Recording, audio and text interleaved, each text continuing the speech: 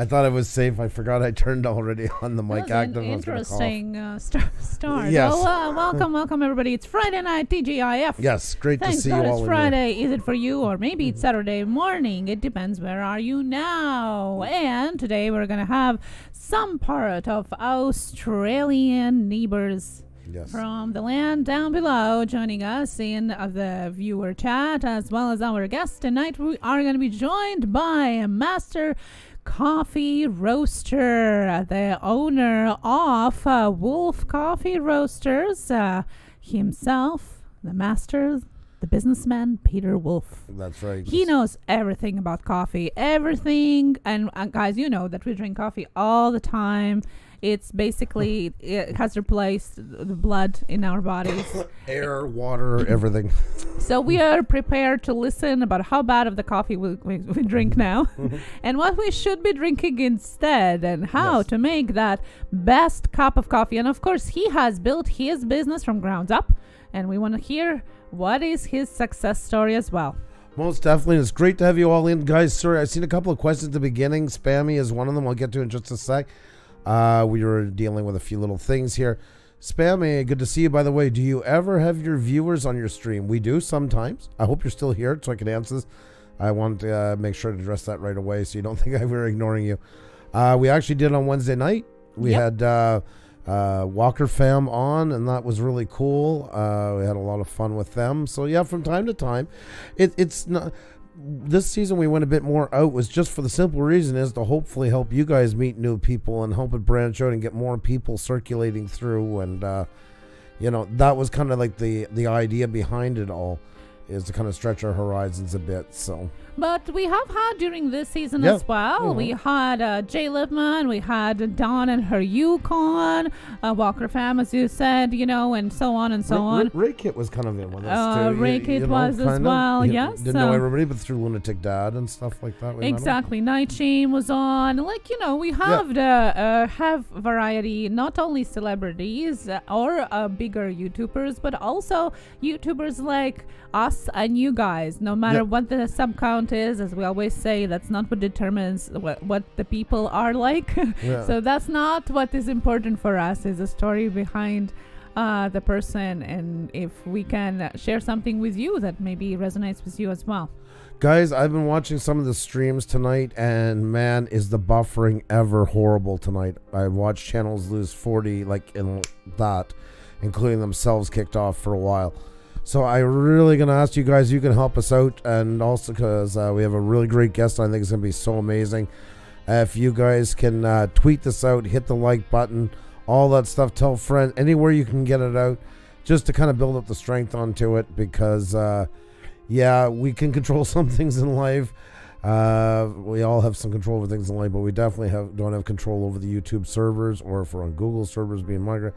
God only knows what's happening right now. In fact, you know, guys, last week I was talking about my suspicions that the algorithm was not working the way it should be. Well, yesterday I finally found that admission of one of the Google employees that their search system on YouTube is not working the way it should be, and you're not getting your search results the way you should have before, which leads me thinking that that's exactly what is happening. You never know what is going to appear in a search, and therefore you never know what is going to go into it as well. You know, as creators, if you are a creator in the chat, we'll just have to wait through the storm that have been such a long time on already. Bring some sunshine, YouTube. It is.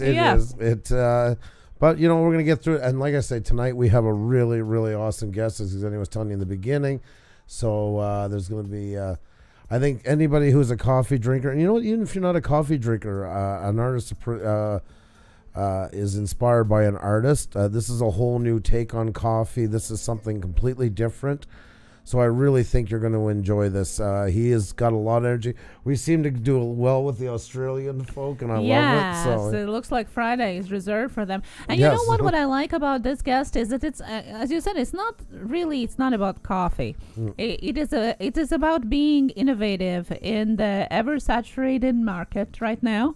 It's about coming up with new ideas, being unique and still growing. And that's what we all are trying to do here, and we bring you guests that you can relate to, still within the YouTube frames that you are working within, guys, as creators. And that's what we're all trying here, is trying to come up with something unique, trying to succeed, to come up with new ideas, something innovative, and that's exactly what we want to talk about, business perspective or YouTube perspective. YouTube still is a business. Yep, that's right. So that's what we're going to try to talk about. And I mean, guys, he has a good dose of humor. Oh, too. yeah, no, this guy, he is a character. He's a character. He's a character, and then some. I mean, it goes, I think, with being Australian. Yeah. Starting to get to know you guys more and more as you come on in our live streams. But he has his own unique sense of humor as well. We had such a good laugh when we were doing a pre-show with him, so looking forward. Yeah, no, it's going to be a lot of fun, guys. I'm literally looking forward to it. Yeah, the pre-interview, we had us in stitches and so much energy and stuff like that. So that's right. Drone Cooks and Darwin, seen you in the video call-in show this morning. Yes. Said great chat. That is awesome. I didn't even know he was on. He does this stuff, Well, we all do that. Sometimes she's doing stuff I didn't realize, and vice versa, and that. And yeah, the opportunity's there, and I've been wanting to go on for a bit and had a really, really great chat. So that was a lot of fun. Oh, look who's in here. Earth Angel, Earth Angel. I'm going to have that. We'll have to listen to that song after. We'll have to put it on here and get a really good copyright strike going or something like that. So. Yeah, I don't know. Maybe go on Twitter with that or something. Video call-in show, I'm a lurker. Yes, there you go, guys. Check out Video Call-in show, yesterday's live stream, and it popped up, surprised the host of the channel, I think. I thank you for having me, my friend. I really, really had a good time. It was a really great conversation. Those are the kind of conversations I just love having on here. So thank you so much once again. Yeah, Marcel, I did. Thanks to Xenia. It has been cropped, if you will. Yes, inspired by our previous guest, the salon guy, and after watching a couple of tutorials, I just decided to get rid of it all. That's right. That's right. Oh, fresh start for spring. Yeah. Yes, no, exactly. We're really hoping for warmer weather here. Guys, if I can please ask for you to share it out, and if you are on Twitter, if you can retweet my original tweet, I would really appreciate that, so it gets some traction. We do really appreciate that, and show some respect for our guest as well today, because he's really amazing. We would like more people to get some bits of his knowledge and success as well. We're doing good, Life Burrito, and it's great to see you. We're having a bit of issue tonight, and all channels I've been watching for the last 2 hours. Even this afternoon, I've seen it happening. The servers are out with a vengeance tonight. There's huge buffering and stuff like that. Once again, guys, as we say, if you buffer, don't suffer. Hit F5 on your keyboard if you're using PC. Command R. I haven't done that in a bit. Yeah, I haven't thought of that one. Command R for Mac. So. And if you're on your phone, just close and open, right? Yes. Yeah. That's right. Thank you so much, guys. Do appreciate that. We really do. This is going to be an awesome time, guys. So looking forward to having them on, and it won't be too much longer. By the way, Cole Bryan is Kubas Dubas. He took a break for a while and is back. So. Well, welcome back. Good to see you. Good to see you. Good to see you guys. Oh, Kubas Dubas, yeah, there's been a little change since then, especially with the new policies. We're just asking people just to write, like, if you do check out somebody, just make it like at least like a sentence long, I went and checked out your channel, and I love planes as well. Just say I just subscribe to your channel. Yeah. Just something more than just a comment, if you can. That would be awesome. Meaningful conversations, and you can use the word subscribe. That's right. All context, folks. All context. RC Studios says that you gave good answers to Video Call-in shows 5 questions last night. Yeah, that was fun. I didn't know what was coming. But yeah, that was actually a lot of fun. So I really had a good time. A really great format show and that, and it's nice to see. It was nice to be on there. It was nice to felt very welcomed and great host. So, yeah, it was a good time. Well, guys, we are going to do our little roll call here in just a couple of minutes to say a special hi for you spending your time on Friday evening or Saturday morning with us. And yes, our guest, by the way, is going to be joining us from Brisbane, unless he is somewhere else in Australia now, but from Australia, and it's Saturday morning. It's around 9 o'clock their time. I hope he's at Brisbane because I didn't update. I left it at Brisbane. I never thought to ask him in the last email. Well, his home location is Brisbane. Let's just leave it at that. But Yeah. he likes to travel too. So from Australia, so we are very thankful for that as well. Australians have the energy of like 10 North Americans. I know. They're just day to night. I don't think there's an off switch, and I love it. I love that I go-getter know. spirit. Exactly. Go-getter spirit. That's exactly what it is. It summed it up well. You know, that was like the same in Iceland. I think it's something about islands that make people very resourceful. Yeah. Like there you meet a guy and you say, what's your name? My name is Johnson. And what do you do? I'm a doctor, but I also have a helicopter and I do tours on the weekend. And my wife and I are also growing tomatoes and selling them. Like they all have like 3-4 jobs. Like they never stop. Like and lots of hobbies and passions, and they also manage to enjoy life at the same time. Like they enjoy it while they're doing it. That's the key, I think. You know, if it wouldn't be for all the critters, I would just like to move there. maybe in the southern parts. I don't know. Maybe. We'll talk about that too. Mesmerized by Australia, by the way, and yes, Marcel, we're very close to 6. Yeah, and New Zealand too. Yes, FYI, if we go to Australia, we'll definitely gonna pass by New Zealand for sure. Oh, for sure, most definitely. I'm definitely looking forward to it. So. And of course, UK. Good evening or good morning, Barry's Views. Hello, how are you doing? We love you guys, and for joining us on this late night as well. Thank you so much. How is the weather going around where you are? We are still getting some snow, guys. Yesterday it was frozen rain all night, and although it sounded beautiful against the tin roof, it really is cold, and it's gonna snow tonight. Yep. It's gonna snow tonight. It's almost April. It's crazy. Where is spring, guys? Please send over spring. If you have pictures of spring, if you have selfies of spring flowers, anything in the garden, please send us a picture on Twitter, Instagram, anywhere. Just something that brightens up our everyday life here. Because, the look outside the window is not the prettiest now, right? Now. She's not joking, folks. It's still, I'm not, like, I'll have to take a picture tomorrow of here. It's still snow there. So I appreciate any spring pictures out there. It snowed in New Mexico yesterday. Oh my God. In New Mexico, snow. In the mountains. Is it real? Wow. Today is warmer in Kuwait, I bet. Well, Las Vegas, I think, had some snow a couple weeks ago, too. It's crazy. What are you doing, winter? You should be done by now. Exactly. That's right, Marcel. April Fool's is coming. Xenia's favorite day of the year. No. What? Do you want to tell them the story? No, I won't. I promise. I won't. Oh, come on.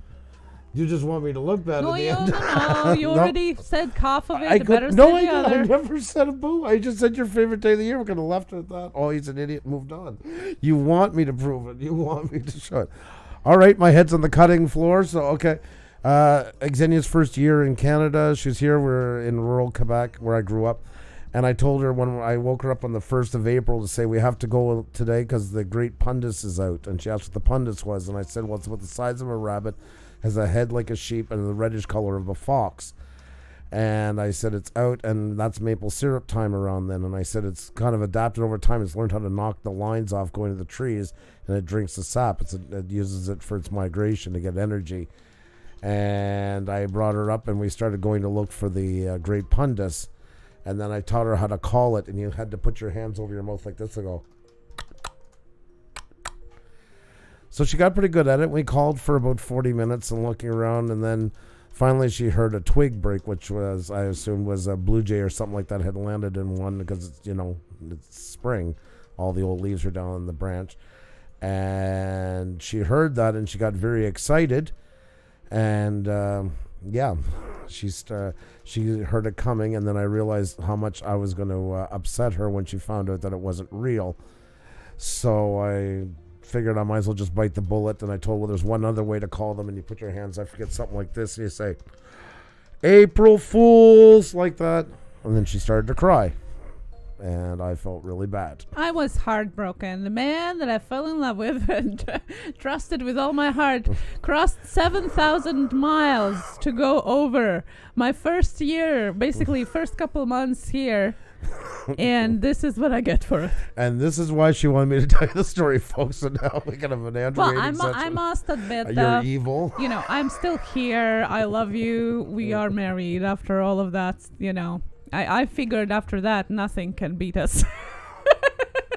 Nothing can get worse than that. Now you despise me and she's a saint. So there you go. And she's very happy now. It's playing exactly where she was like. No, I figured nothing can get worse than that. So, you know, he put all his cards out right away. And I figured, well, you know what? Let's jump with it.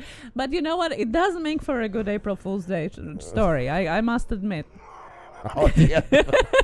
Yeah, I was crying. I'm laughing now. But that was a long time ago. So I can laugh now.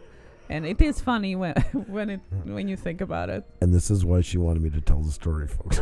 Well, you kind of already said half of it. So I said you like April Fools. How did I get into the story? How was that a lead into it? You know, exactly. My God. Well, the main thing, we're married. You know, and now we're here. And now I'm a charity case. Great story. That 40 minutes was the last time that I had. No, you know what? I thought about it afterwards, and the thought that went into it. You know, the preparation, the thought that was going into it. All that time, you were thinking about me. Thank you. That was a good thing. That's the lowest from Family Guy. Yeah, guys. What is your story of April Fools? I'll just take. Let's talk more fetchy as Chinese for I love you.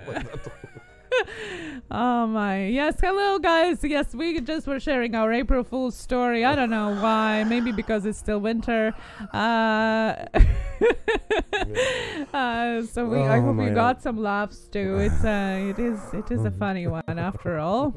Hello with the French toast. Hello Rippin' Lips. Drunkings and Darwin, put a hashtag in front of the name to tag it. If you're on the phone, Larry Johnson, hello as well. Marcel Harding is laughing. Well, that's good. I'm going to call it everybody's name. I got to say hi to everybody. Yes, you guys let's are already do in that. here. And guys, remember, it's not too late to put up your selfie. And don't forget, guys, we got one fantastic guest on just a few minutes. You're going to love this guy. You want to be inspired on YouTube, inspired in life, all that stuff.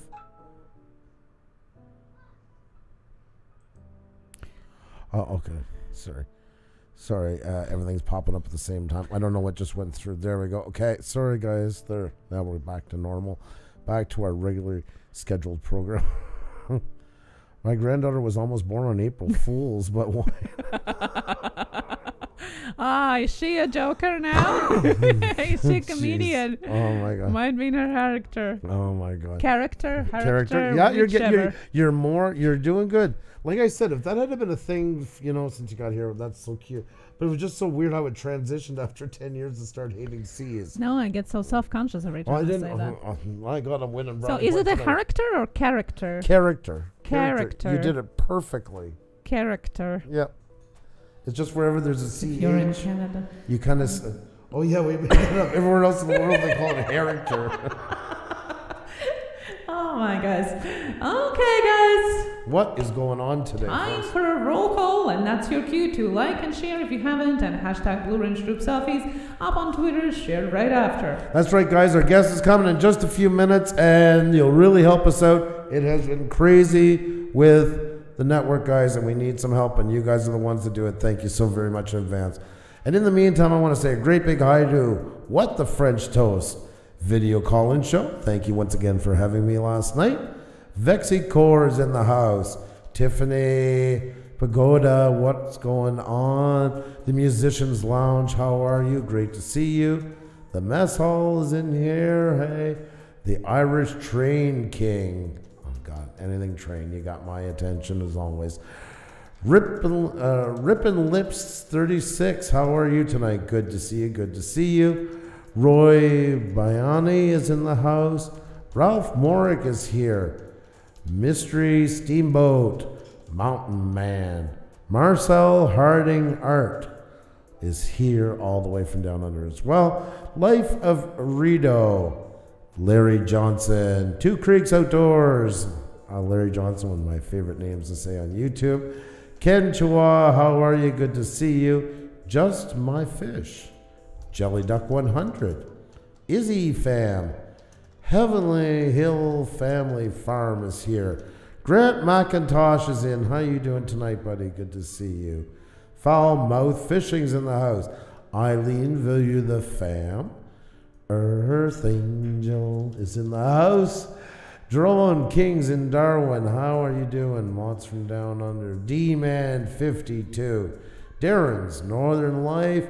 Barry's Views, all about Glam Sophie. Alex, the Blue Man, reviewer and gamer, above and beyond. And anybody else that we missed, please highlight our name and say hi, like the real Jada Queen. Oh my God. I gave you Steve McQueen's name for a second. How are you doing tonight? Awesome to see you. Anybody else that we missed? Octay Duggan, what's going on? How are you? There's our guest, guys, for tonight. Peter Wolff is in the house. Peter Wolff, how are you? Hello. I'm sorry, I lost my... Good to see you. Yes, it is. We're going to bring our guest in just a couple of minutes. And hello to everyone who is saying hi. Octay Duggan, Nightwolf. By the way, video call-in show, just dropped a link to his yesterday's live stream. Well, Andrew was a guest, so if you missed that, go and check that out. And we also have Barry's View still here, Ray-Ban. And we have a new channel in that is called Gore. Now I can't find it. Well, the channel about everything gore. Say hi so I can see your name. And guys, if you're listening or just watching, hello to you as well. Say hi in the chat if you can, and if you can't, that's okay too. Hope you enjoy your Saturday morning or Friday evening with us. Yeah, I'm just going to let you talk for a second. Yeah. Oh, and Video Call-In Show is going to have its edited version this weekend. That's awesome. We should start doing that too. It's just so much work. It's so much work. With 6 times a week live streams, it takes a lot of time, that's for sure. The real Jada Queen, hello. Good to see you as well. Great States Recycling Man, hello. Good to see you, Kanshua. Hi. Guys, don't forget to like and share if you haven't yet, and even if you have, and of course if you're new, subscribe. The button is down below, it's red. Hit subscribe, ring the bell so you know when we are on next. Oh, yeah, that's awesome. French Toast, by the way, did she hit 1,000 today? I think she was nearing today 1,000. So if you did, congratulations to you as well. Mountain Man, hello. Gone Digging, hi. And Two Family Homestead, hello. Yes. Nice to see you. Oh, yesterday, we fell asleep. We were up half the night, and then we fell asleep again. It's hard because we love your show, and it's the only 1 or 2 nights that we don't have off. So then we're spending with the kids, and then we're going to go on after. And my daughter is like a human, what do you call it? Heating pad. Yeah. She knocks me out all the time. We lay down and say, we'll watch one show together, and then she finds it funny and goes out and tells her mother that I'm passed out. Yeah, and that's true. And yeah, our schedules here are really off. Ralph Morick is my brother's birthday this weekend. Made him a cool present. Cast his favorite brand logo out of aluminium and stand for it out and sing. Wow, that's really nice. You're going to take a picture of that, post it on Twitter or anywhere you can. That's awesome. Okay, so it is him. Okay. Sorry. So, guys, we do have our guest because he came in on his own personal one, and we just wanted to make sure because you never know what's going to happen. I'm so sorry, Peter. We just wanted to verify. So there you go. You got Maud. And, yeah, we just want to be careful. That's all. Yeah, exactly, because you never know. So I know. Oh, my God. The real Peter Wolff.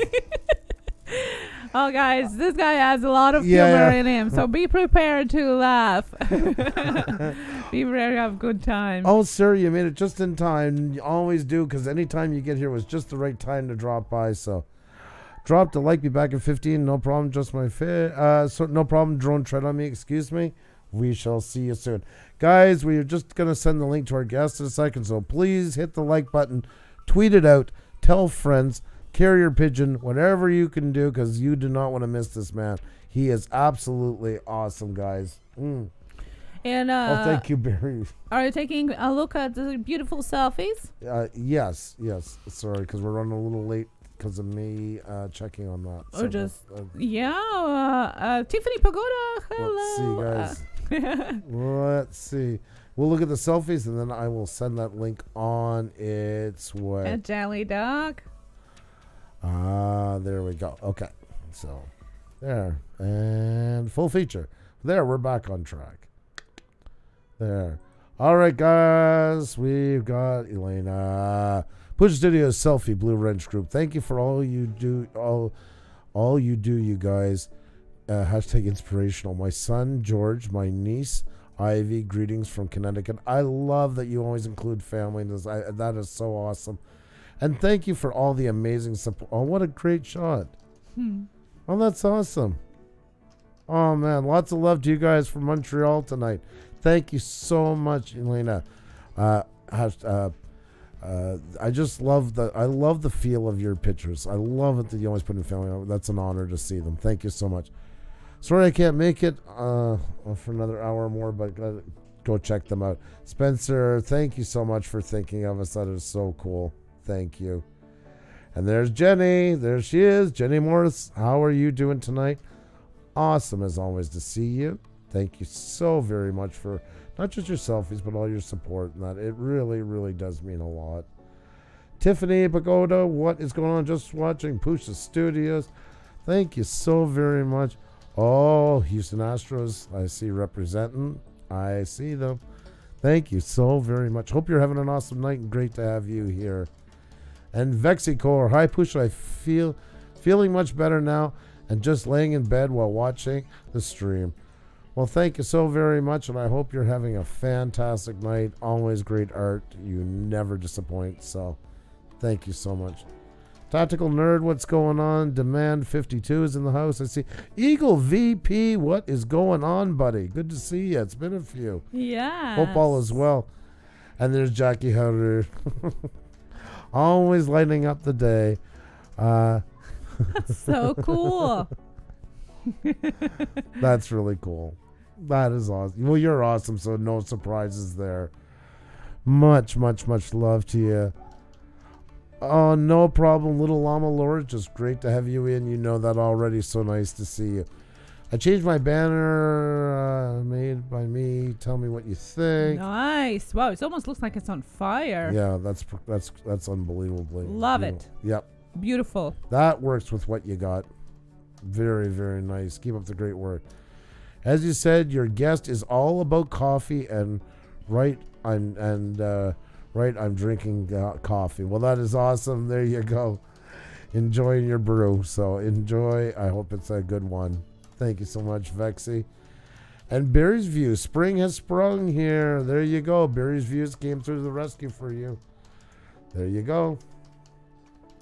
That is cool. Spring. Thank you so much for sending spring this way. Haven't seen green for a while. Forgot how it looks like. Oh. Wow. Daffodils, yeah? In English? Yeah. Daffodils? I think. I'm awful with flowers. Wow. I know Thank the flowers. you so much. Yeah. Thank you, Mary. Thank you so much. That is so sweet. Oh, beautiful. Thank you guys so much. Once again, there. And I'm Peter Wolf's first subscriber. Check that out. Rock Truck Rob, what's going on? Great to see you guys. Yeah, and Peter's waiting for autumn. That's right. That's right. You guys have been hit with some heat wave there in Australia, and we are praying here for some warmth. So maybe we can share somewhere in between, you know. Oh, Earth Angels in Waterloo, Ontario. Cool. I didn't. Fellow Canuck. Well, that is awesome. You guys should get your weather a little bit better earlier than us. Usually that's how it goes. So I hope it's starting to get a little more springish where you are. Vexicora, I love spring green is life. Good Cemetery's gone bad. Great to see you. Great to see you as always. And guys, MU Free Music exclusively on here. That's all you're playing. Freaking phenomenal music. You need it for your videos or anything. The price is right. All you have to do is put a little thank you inside your description. I mean, what else can you ask for? Oh, yes. And I'm sending off the invitation for Peter to join us right now. And it is off. We're ready for him when he is. And looking forward to this. He is fantastic. I kid you not. He is a ball.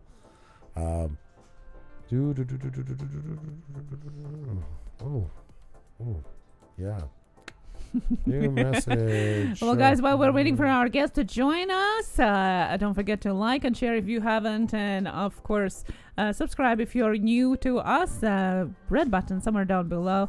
All our past week's shows are linked up above in that little letter I card. So go and check that out if you haven't. And let's welcome our guest, Peter Wolff, master roaster, owner, and Australian entrepreneur of Wolff Coffee Roasters. Welcome to our show. Sorry. All right, sir. How are you tonight? Oh, and we can't hear you at the... There we go. You hear me? Yep. Oh, that's excellent. Now you're talking. Now I can hear you really good. Alrighty. I'm just going to change my audio over to my headphones, and then we should be good. Oh, good. How are you doing tonight? It's morning for you. Good morning. Yes, good morning to you. Yes, it is the morning. That's always takes a little getting used to every time. So I'm looking at the nice bright sun you got going already. I know. I mean, it's we're sort of waiting for the cooler weather to arrive, but I suppose that's the joys of living in the subtropics. It's never really that cold. So no. But, I've got to say it's a very humid morning this morning, but I'm not so sure if it's either that or it was a bit too much gin last night. I don't know if I went to a fundraising thing last night called Yin and Gin. So it's basically you just drink, you do yoga and you drink gin at the same time, So. Oh, that sounds very rough. I'm sorry you had to go through that. It was great. Yeah. God. Yeah. I got to get to Australia, Xenia. This is it. I know. It sounds better and better. Once again, if it wouldn't be for all the critters, I would be there already. The more I hear about it, I have to go there, now. It sounds like a paradise. It is. I don't know what the rest of the world's been doing, but hey, but that's the main thing about being Australian. You see, everyone wants to come here, and we want to go somewhere else. We want to be where other. Well, it's always the grass is greener. Boy, we're all a bit too scared of the critters. The sharks, snakes. I spent my whole life wanting to go to Iceland, and when you get there and you talk to Icelandic people, they're like, "Why?" That's the first question. They know it's beautiful. They know there's a lot to see, but for them, they can't wait to get out and see something else. Absolutely, yeah. It's just where you grew up. And once again, sorry about that. I just wanted to double check it was you because I didn't know you had a personal account.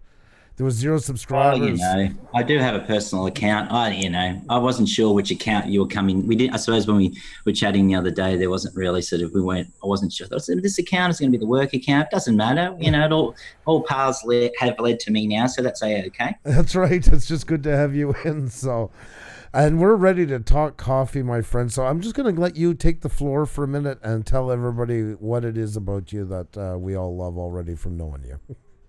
Oh, well, welcome everyone. And firstly, I just want to say thank you for the opportunity to spend some time to talk with you this morning. Coffee. It's predominantly has been my life since I've pretty well much left high school. This is my 35th year that I've been within the sort of coffee and tea business in this country. Yeah. So I guess, this is the part where we might want to cue the violins, and give you a story about, my life. Cue violins, go. So I think, for us, it's a pretty good story, my parents migrated here during and post the Second World War, and so very very hardworking migrant family, a German and a Polish sort of background family, and so I guess from the very early days they kind of instilled into me a very hard work ethic. They own their own businesses. My mother was a hairdresser, and of course on the weekends and school holidays, it would be very common to see me, sweeping up hair off the floor and passing perming rods and papers up to the other hairdressers. And more importantly, my twin brother and myself, we got to make tea and coffee for the ladies and give them a biscuit.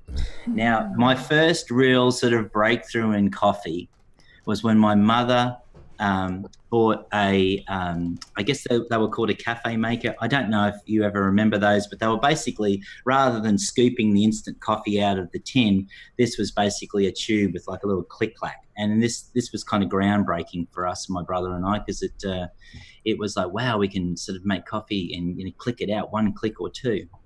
That's awesome. But needless to say,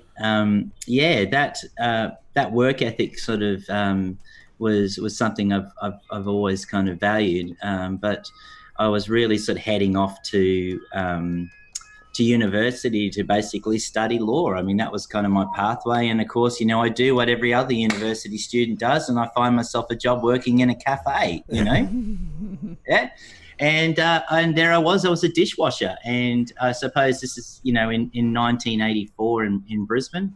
And realistically, I didn't really know much about coffee apart from I knew I liked to drink it, because Sunday afternoon, one of my fondest memories was heading over we'd always go over to all the German families, I guess, would catch up, and all the ladies would bake cake, and they would drink really thick black coffee, and we'd have Topfkuchen or Linsertorte or and all the yummy, good, really good for you kind of cake, lots of fresh cream. Sounds amazing. So I just remembered coffee just being this really horrible drink that was really black and disgusting.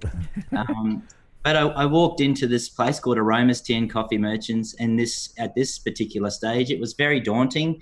It was, 28 different types of coffee, 96 different teas. And the people that owned it were 5 generations of tea and coffee merchants. And so they were an English family. And they were, he was born in Uganda, and he did his sort of apprenticeship through the Tea and Coffee Board of Uganda there. And he, as they did in those days, travelled the world. His name was Chris Bryant. Is a massive mentor and an impact on my life. And Chris, basically for the next 13 years, I guess, schooled me up, and he passed this knowledge on to me. And it was this really old way of kind of this transfer of knowledge, that you had a mentor and I was his understudy, and this information was being transferred across. And it gave me sort of this opportunity to really kind of understand what coffee was about, other than being this kind of black, kind of horrid looking thing. Right. And I didn't realize that, coffee could be really fruity, and blueberries and bananas and chocolates and caramels. And it really just sort of, it grabbed me. And I had a very distinct moment when I was coming home on the train, and I remember looking out the window and I said, this is what I want to do. I bloody don't want to be a lawyer. I mean, how dumbass, I don't want to be a lawyer. This is stupid.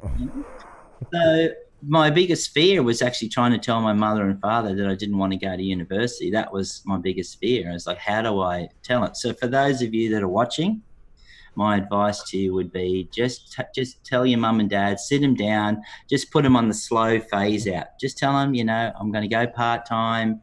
I'll do 2 subjects a semester. Then you go to 1 subject semester, and then you go to no subjects a semester. So you just put your mum and dad on the slow burn, and that's basically what happened. And I think it wasn't really until about 5 or 6 years ago, I think my parents finally forgave me for not becoming a lawyer. Wow. But I think, I think they're okay with it. And so what it did for me was to set me on a pathway of just this amazing kind of travel experience, where I got to travel the world and be introduced to producing families and people who work the land very hard and produce amazing coffee. And to this day, I still hold those connections with these people in their second and third sort of generations. And so that's kind of the Peter Wolff story in a nutshell. And so, yeah, I've had businesses here in Brisbane, and I've also operated in Melbourne as well. And you know, I left. Well, when I was started in Brisbane, I suppose I was hearing you talk about, well, what is Brisbane? What is this thing? What's Brisbane? And you know, Brisbane's just this little town that's on the little city on the east coast of Australia, or in the state of Queensland. And you know, I guess a lot of people kind of refer to us as being the country bumpkins a bit. I suppose we're sort of this country town that's kind of become a city. I'm sure we've all got one of those cities in where we live. Yep. But I think, yeah, we're very beach orientated, and it's a very lifestyle kind of decision to live up here. And being in the subtropic, it's hot. I don't know if you can see it now, but I'm sweating profusely at the moment. I would be a puddle. I'm waiting for summer. Waiting for autumn and eventually winter to arrive. So in Brisbane, when I was roasting coffee up here in the 80s, it was only 3 people that roasted coffee up here, and so it wasn't a very large kind of community. And I think, you know, that was cool. You know what I mean? Like, I sort of did what I did, but I guess really every time I sort of traveled down to Melbourne, which I guess is historically the coffee capital of Australia, I really got a sense of a larger community, and it was a community that I wanted to be part of, and I wanted to immerse myself in, and I also wanted to test my knowledge and abilities of what I'd learnt to date with Chris over those 13 years. And so I moved to Melbourne to start my own business up, and I started a business down there called S02 Coffee Roasters. And at the time, sort of only knew a handful of people, and you know, sort of started in the market down there at a time when, you know, the big companies reigned supreme. It was you know, this concept of sort of specialty coffee and third wave coffee, and having this sort of level of transparency about your coffee wasn't really a thing, and I guess it wasn't really in the mind of the consumer either. So right. So we kind of rocked along, set up our coffee roasting business in Abbotsford there, and right next to the brewery, Carlton United Breweries. And, you know, and we just started knocking on people's doors, and, you know, we did really strange things back there. Like, we told them what was in our coffee. We put a date on the bag to say, hey, you know, this is when we've roasted the coffee. These are the farmers that we're dealing with. You know, it's okay to adjust the grinder yourself. And so we did all of these things, I guess, that helped enable this transfer of knowledge and empowerment to our consumer or our customer. And I have to say, look, the first couple of years, it was really difficult. It was a very hard hand-to-mouth existence where, you know, even myself, I had to take a second job to help kind of cover just the home bills, because the business wasn't, you know, it was struggling to kind of really break through. And it wasn't until about 2 or 3 years later that, you know, I don't know what happened. It's almost like we walked in the door one day, and the light switch came on, and the phone started ringing, and people kind of knew who we were, and off it went. It was an amazing business. Yeah. So that kind of kept me really anchored in Melbourne for a very, very long time, in the coffee community down there. And, you know, it's a really dynamic city. It has it's very, very innovative. There's lots of youth. People are really are not afraid to to experiment, I guess, and innovate. And that's the thing that I like, because we're definitely, myself and my wife, we're definitely serial innovators. There's no doubt about it. So I think, you know, over the period of time, you know, Veneziano grew to be, you know, a national business and a very large kind of company. But I realised, I think some of the lessons that I'd learnt through that was that what was always a value to me was quality, and the quality of what we produce in the cup. Right. And then I learnt very quickly that once you get to a certain volume, that quality becomes very difficult to maintain, because the farmers can only produce so much high quality coffee. And so when you have a business that's consuming more than they can supply, then ultimately you walk towards another producer that can produce more coffee. Right. But unfortunately, the quality sort of decreases. And so I found at a certain point that as each kilo of new business we brought into the business, it was almost, a part of me was sort of feeling further and further removed from the company. And so I reached a decision. So in about 2008, we made a decision to move back to Brisbane and set up a second business for Veneziano. We were going to set up a second roasting business up here because we saw the market up here changing and we wanted to be part of the growth market up here. And so that's what brought me back to Brisbane.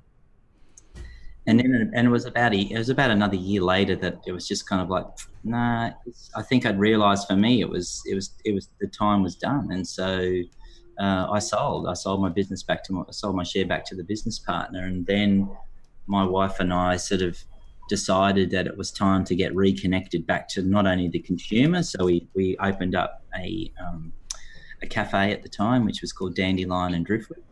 And then we set about also doing, I guess our Wolff Coffee, because at that particular time in the industry, everyone's like knocking on the door. Hey, Peter, will you teach me how to roast coffee? I'll name my unborn child after you, all this, you know what I mean? And I'm like, and I wasn't sort of in the headspace for it. Right. And, my wife's a brilliant lady, and she sat me down one day and she said, Peter, there are that many people coming to ask you how to roast coffee. You've got to start sharing this knowledge. You've got all of this knowledge. You need to start sharing it. And so that's when we set about creating the curriculum that we had at the Wolff Coffee. And to this day, some 10 years later, we still have people that travel all over the world to spend time with us to learn. And I share my time with them to roast on how to roast coffee and taste coffee and put blends together. And so I think from that, what bounced out of that was, again, this sort of light bulb moment with the YouTube channel, which was the Wolff College of Coffee, and again, me being sort of me, my wife comes to me and goes, yeah, we got to do YouTube. We got to do this, vlogging, vlogging, call it what you will. I still don't know what you call it. But anyway, and, I guess from my perspective, I was a bit skeptical of the whole YouTube platform initially when we first got going with it, because I didn't really spend a lot of time in that sort of space. I mean, you preach. I'm converted. There's no doubt about it at the moment, but. And I think from that, it gave us a broader audience. And look, we get to meet you, and we get to meet, all of your subscribers and your viewers, and I think that's just so incredible. It really is. It's changed the whole face of business, especially for an entrepreneur, which you definitely are at heart. I mean, there's no denying that for a second. I want to ask you something just before I forget about it, because we covered a lot of stuff in there, so we're going to probably go back and pick a few pieces apart. The first one I have to ask is, like you said, your parents at the beginning, just about a couple of years ago, kind of came to terms with the whole thing. Was it the coffee, or was it more that, because it sounded more like they maybe were, not in a bad way, but they were always hoping maybe you wouldn't have that entrepreneur spirit. They were hoping more you would go into the lawyer thing, which is more grounded. The entrepreneurship maybe scared them more than anything. Yeah. Look, I think definitely, like my parents own their own business, and so that's all I ever knew was to be perfectly honest, all that was ever said to us I'm a family. There's 4 of us in our family. I have an older sister, Simone. I have a twin brother, Richard, and I have a younger sister, Ruth. So there's 4 of us in the family. And all that really, I guess, was ever sort of indoctrinated into us was work hard, own your own business, and that's all you're going to need, And so I think the thoughts of going to kind of tertiary education from my parents' perspective was never really kind of overly instilled into us. And that's largely due to the fact that both my mother and father, because of the disruption of the Second World War predominantly, never even finished primary school. Mm-hmm. So they had a very low level of kind of education. So the only way for them to sort of make a place in the world was to work hard. Right. And I think, watching my parents work hard within their businesses, and I guess that created for me the thought of, owning my own business. But I also knew that when I started with aromas, that this was my period of learning, and because I think it's difficult, and I see it a little bit at the moment. A lot of young people come to us and they want to start up their own business. So I'm kind of like, well, go and work for someone for a while, like really get to understand, just get the basic fundamentals. And I know you can come and do a roasting course from me, but I'm only the start of that particular journey, But I think, I always had that sort of desire that at some point I was going to do something. And that's what I think when I got to the end of my time with Aromas, I knew when I went to Melbourne what exactly I was going to do. So then it was a case of getting myself connected in that community, understanding the geography, like where would be a good place to build a factory or open up a business, understanding our customers' needs, who is the customer, what are they wanting, and at the end of the day, it is a bit simplistic, but if you can think very carefully about what the consumer wants, and if your decisions are based around your customers' needs, then you've got a very good business. And that's what happens today a lot is some young people hear the idea and they're like, you talk to them, and my son's 21 and I hear that part. Yeah, I'm going to get my own business going soon. And I know why they're saying it. It's not because they want to go to the top. It's like, then it's going to be a lot easier. I got no boss to answer to. I can take all the weekend. Not realizing you work 10 times harder when you work for yourself. That's the biggest myth of all. You never stop working. From morning till night, it's part of your life. You're like a fisherman or a truck driver. It's incorporated into your 24 hours a day. It doesn't stop. And all the risk and all the blame is on you as well as the glory. It's not, but there is that kind of new thought out there that, that's going to be easier. Yeah. I'll just do it myself. And then I don't have anybody tell me what to do. Look, I think you're right. I think you work harder, you do longer hours, you have the responsibility of other people. So even within the context of our own business, we have our coffee roasting business, and we have the Wolff College of Coffee. But at the front of our roasting business, we have an espresso bar, which is called the Big Bad Wolf. Mm-hmm. And so that has its own team, and then we have a separate location and a separate business that manufactures and retails caffeinated popsicles, so espresso popsicles. And so across our business, at one stage we had 47 staff working for us, which is a lot on the payroll. Yes. And so you have this responsibility above anything else for providing for 47 people, and so you have to administer that business and run it ethically and pay people correctly, which is very, very important. Make sure that their superannuation is paid, our taxes are paid. And so once we kind of go through all of that, some months, some years, you look at what you've earned in terms of an income, and it can be pretty menial.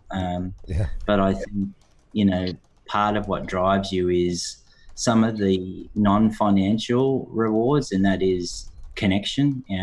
For me, very much it's about being connected to our farmers and our producers, and I love each one of our producers dearly. They're like family to us. Right. I love people coming in and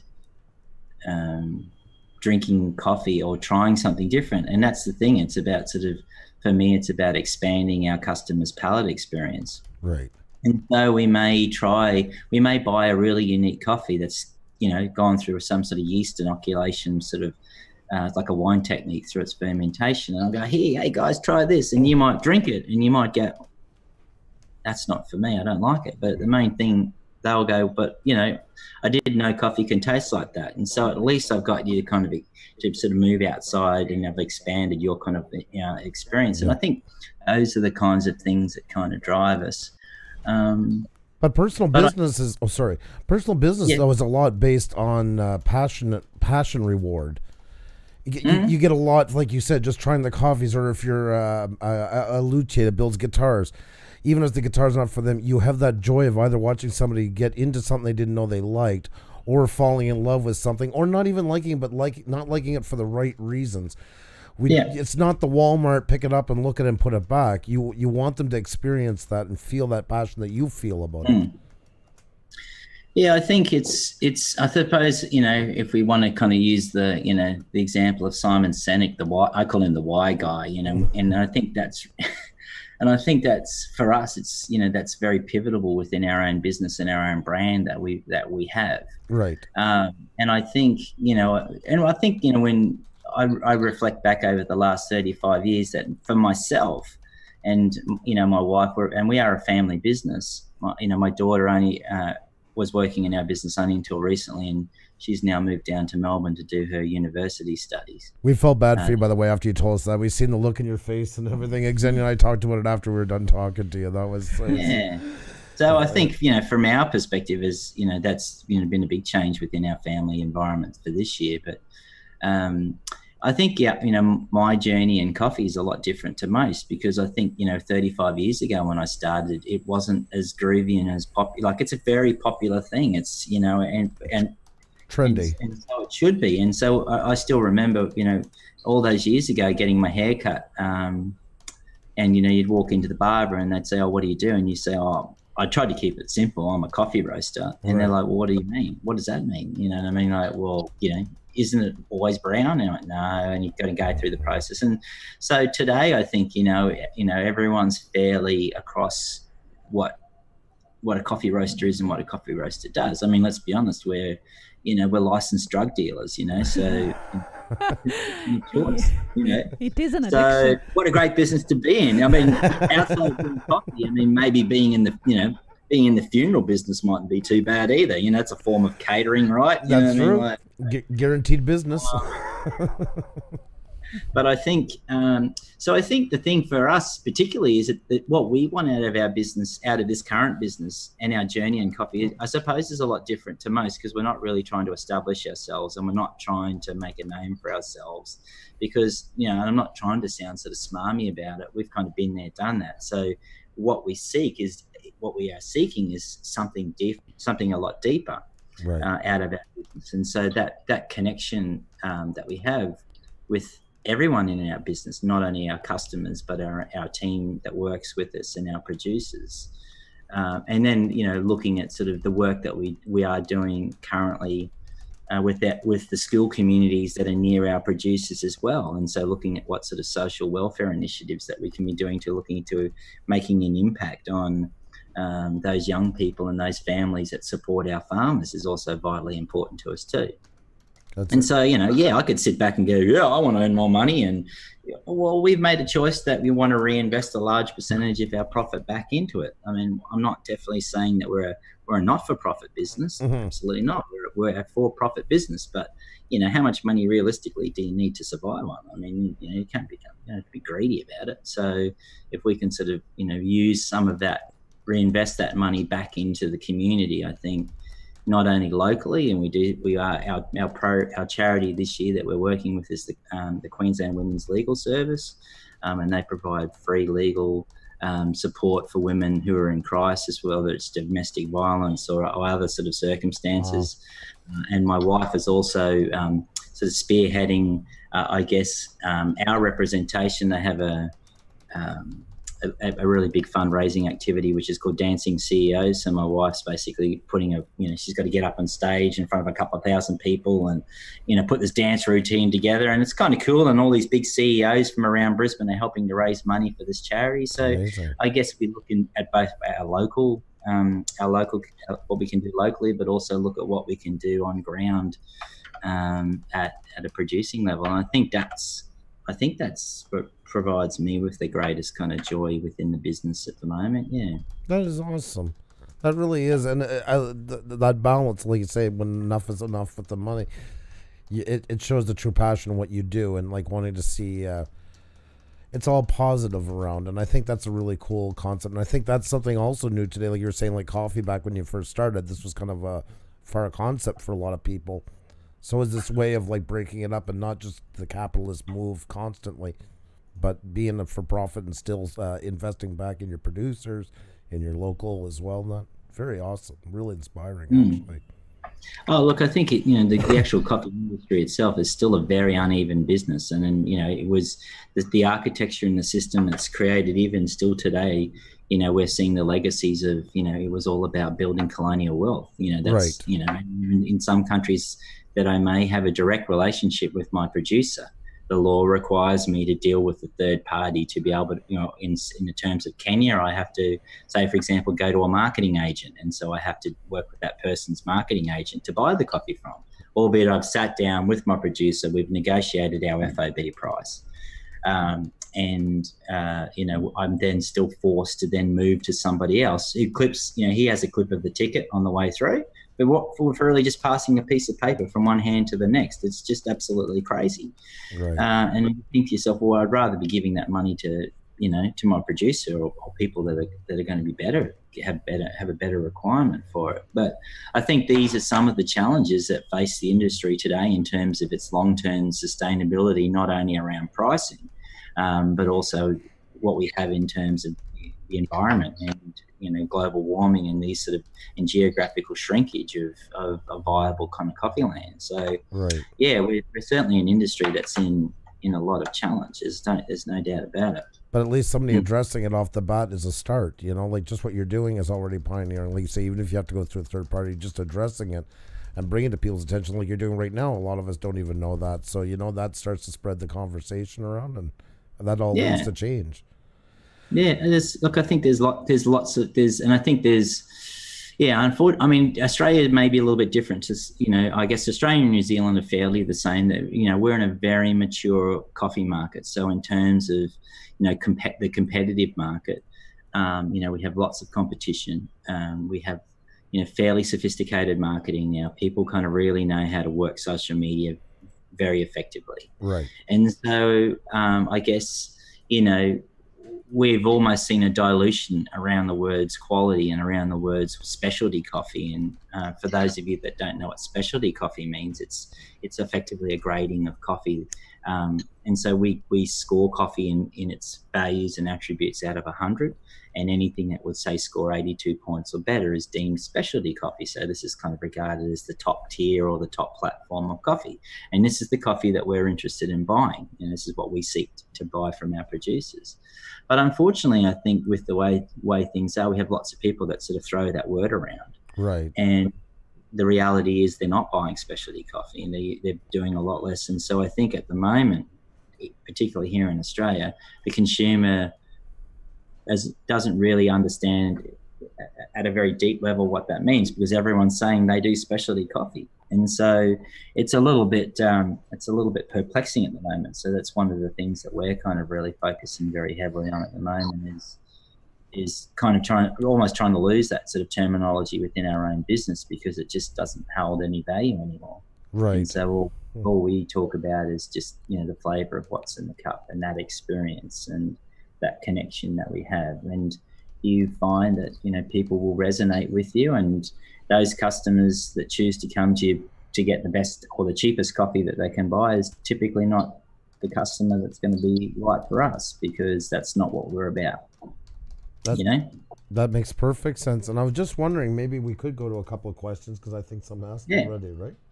We are just discussing coffee and kind of passing coffee around and talking who likes what kind of coffee in the chat here as well. And there are a couple of questions, of course, about coffee as well. Yes. There was Bossy was saying that the other day on the news they said that coffee was on the verge of extinction in 10 years time, and I've heard about that as well. As an insider view, can you see something like that happening, or what is really going on with the coffee market? Yeah. Oh boy, whiz. Gee, this is a big one now. Yeah. So this is certainly something that where I'm really I'm kind of in at the moment, and I guess there's a couple of influences at play at the moment. So there's two halves here. The first half is at the moment is whether everyone realizes or not that coffee is a commodity, and it's traded on the New York Board of Trade. And so it's the second largest commodity traded on the world market. And as I mentioned before, we have, the specialty coffee price, which scores coffee of 82 points out of 100 or better. But we also have what's called the C market price. And all the C market price means is that that's what we call commercial grade coffee. So this is kind of like mass produced coffee, lowered sort of quality. And this is typically the kind of coffee that you would buy from the supermarket or, some of the cheaper kind of roasters out there, just to keep it simple. So the problem with the C market pricing at the moment is that the current cost of production for coffee on average is about $1.03 US a pound. So that's US dollars a pound. So all coffee's traded in US dollars a pound. The floor price last year got as low as 93 US cents a pound. So what was happening is the coffee's futures was being traded below cost of production. Ooh. So as a producer, you're looking at what your future potential earnings could be, and all of a sudden you now realize that the market forces, the engineered market forces, are only really are prepared to pay you less money than it costs you to produce it. Right. So what incentive do you have to want to be able to produce coffee? So that's a massive challenge at the moment, and again, through ourselves and other great roasters, not only in Australia but around the world, are basically being a little bit more public about that, and sort of basically saying, hey, this is what we pay our producer, this is what the average, this is what the market price is at, so people can sort of understand that. The other challenge we've got is obviously just climate change. I mean, we're seeing the rains aren't coming when the rains are meant to be coming. The rains are coming when the coffee's drying, so it's spoiling the fruit. We're seeing elevated temperatures now, warmer temperatures at greater altitude, and we're seeing lots of sort of particularly fungus type pests and diseases. So Roya is a fairly common one that's making its way through sort of Central and South America. And that's having a huge impact on the yields of the coffee, because this particular fungus attacks the leaf of the coffee tree, and the leaf is largely required to provide shade to the cherry or the fruit. And so when the leaf drops off, this also has an impact on how much the cherry can yield, or the tree can yield. And so if we've got all of these sort of challenges attacking it, linked next to that, I mean, let's think about coffee. It grows in the subtropical environment. It needs elevation, rich volcanic soil. Typically speaking, I know in this country, for example, most of that sort of land looks out to the ocean, so it makes the land very expensive. So why would you stick coffee on it when really at the end of the day, you can just carve it up and subdivide it and put housing on it and make your money that way. So I think, we're seeing, population growth in particular pushing on some of these large parcels of land. And so producers are kind of like, well, I'm not getting paid what I should for my coffee. Well, I've got these developers knocking on my door, so I just sell my property. And, again, we've just lost this capacity to produce. And then finally, I think we're at the point, well, not at the point, whereas consumption now is ever increasing. And we're seeing obviously the emerging markets of not only China, but obviously India as well, coming into coffee and drinking coffee in a very, very significant manner. And so if we work on the current forecasting would suggest that if we're currently producing something like, I don't know, I think an average is about 150 million bags of coffee a year or something like that. Wow. So I think at this particular stage, if we work in the current rates of consumption, we will be in deficit with no effects of climate change and geographical shrinkage, but only adding in just the natural growth, then by 2050 we'll basically run out of coffee. But if we actually add in the impacts of climate change and etc., we could be facing this shortage by as early as 2030. So that horizon is not far away. There's a lot of issues. So there's a lot of stuff being done. But so I guess we are risking, I guess, seeing coffee disappearing. There you go. Wow. So should we start storing on coffee? How good is it for? Well, this is all part of the research. Freeze drying green coffee. How do we store it longer? Some of the stuff I like is just simply, as when you go into your favorite cafe, they put we're using, for example, 20 grams of coffee to make your cafe latte or your flat white. Well, we know that what's left behind in that handle is or the leftover puck. We know that there is still some retained value, I guess, that we haven't fully extracted. So how do we develop or create better extraction sort of technologies that gets more from less? Because that certainly would be one way of helping. So I think there's a lot of different challenges that are around, looking at different varietals of coffee as well. Some those that are more pest resistant as well, those that will produce a greater yield with not the sacrifice of cup quality. I suppose that's the key thing.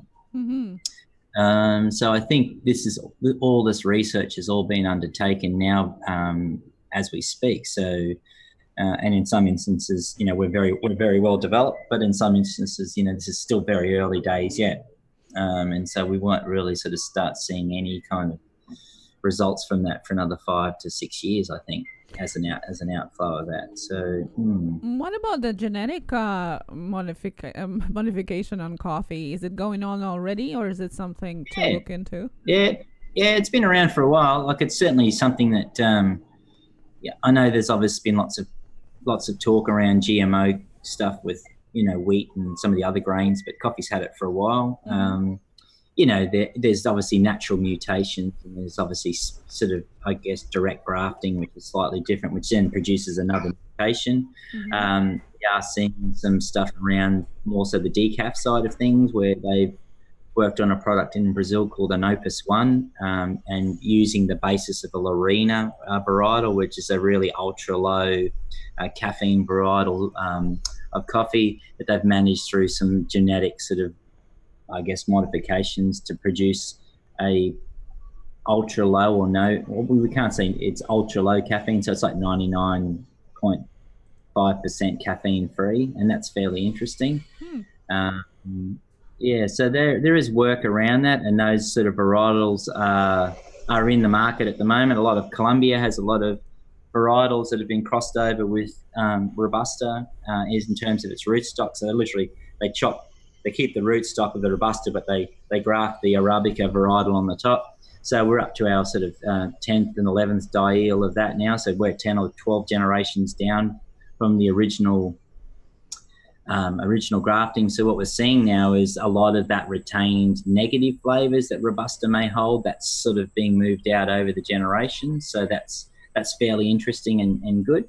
But also, I think what's super exciting and what I love the most is that, we're actually kind of looking back to history, and, we're bringing back really old school varietals of coffee. Now, they may be lower in yield, but they are more hardier and more resistant, which is great. But the flavor of some of these old school varietals are just crazy. And so I think at the moment we're just in this real age, this golden age of innovation for producers at the moment. And the types of quality of coffees and flavors that are being offered to us as a roaster is exceptional. So it's not all doom and gloom, but Somebody mentioned hydro growing. I don't even know, what is it? Hydro growing. Oh, like hydroponics, or I would assume. Yeah. Well, look, I think there's a bit of play around in that sort of space as well. The difficulty is it's the size of the coffee tree itself. I did try some coffee, an experimental batch of coffee about maybe 4 or 5 years ago now. It's been a while, but I think it was called Cafundo. I can't remember. Anyway, it's from Brazil, and they grew everything in a biosphere, so everything was controlled.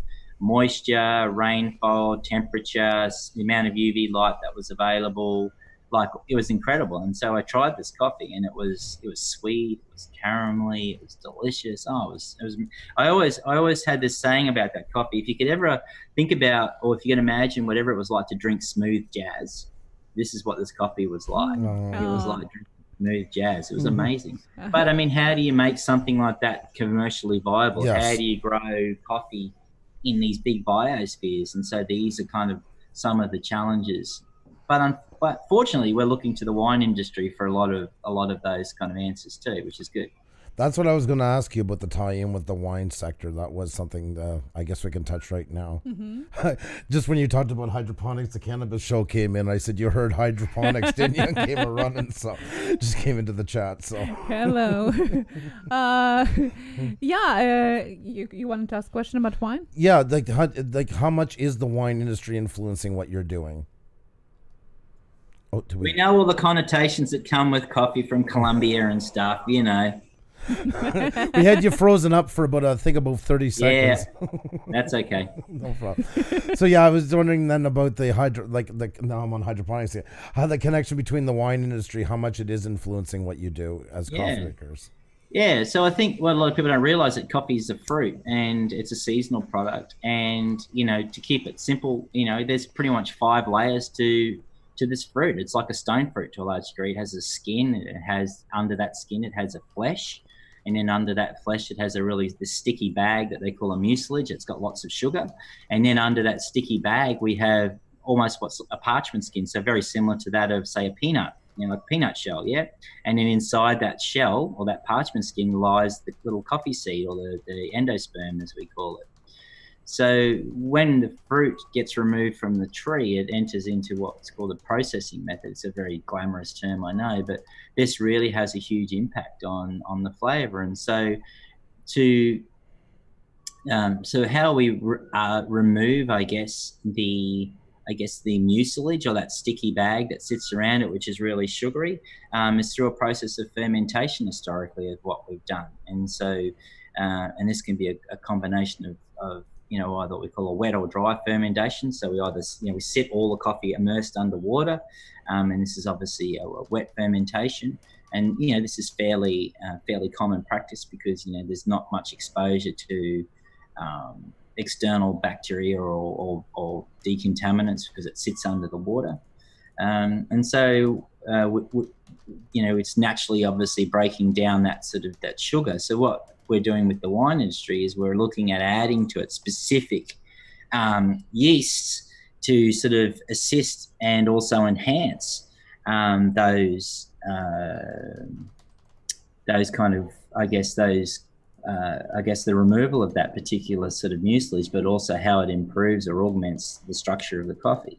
And so we've been working with two real super producers. One lady, his name is Aida Bache from El Salvador, and Luis Rodriguez from Fazenda, California in Brazil. And so we set about actually using this wine technique on Brazilian coffee.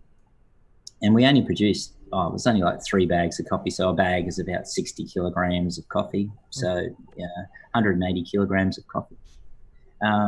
And from a Brazilian perspective, this completely took the flavor of the coffee in the opposite direction of what you would expect. And it was really it's a paradigm shift. And so I guess, how do we develop these kind of techniques, again, on a larger scale, that allows us to sort of explore the potential of coffee, but also at the same time allow the producers to add even more value to their coffee so they can get paid more money for it.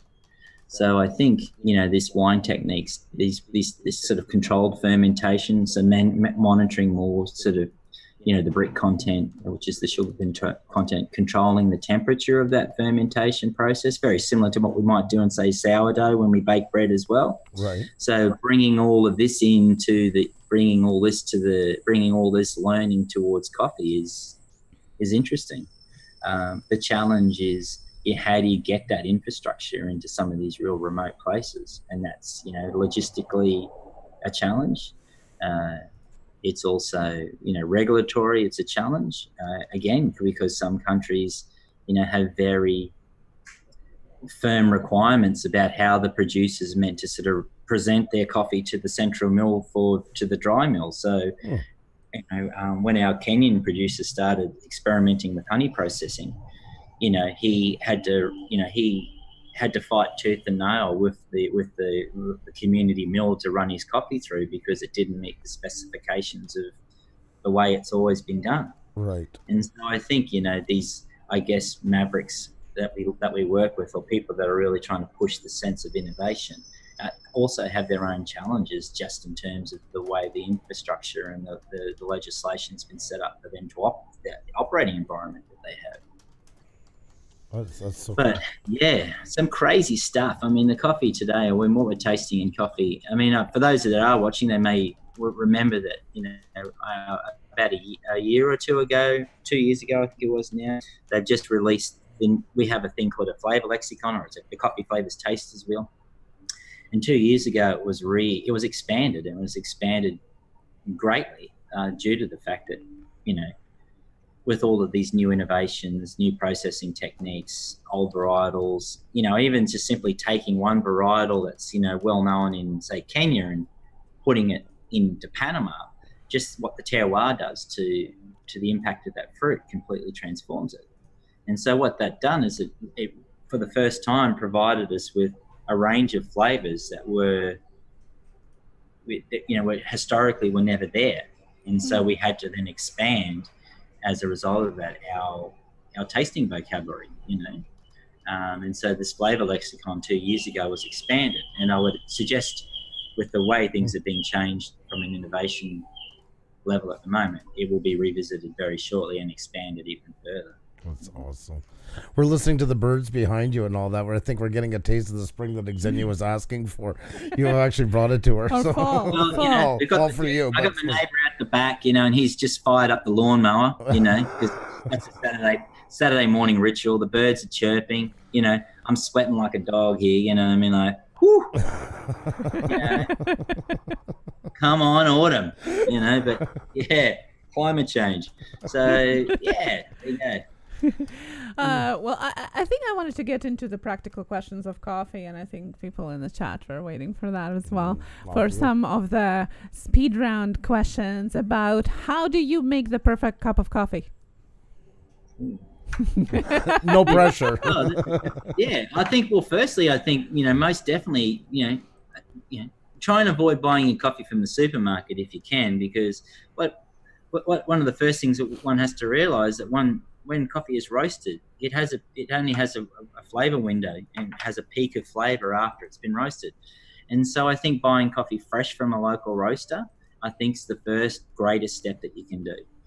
The next thing is, if you can, is buy whole bean coffee and then grind fresh to water, because then obviously you're not having pre-ground coffee that's going to oxidise and be exposed to sort of in oxygen, which will stale the coffee.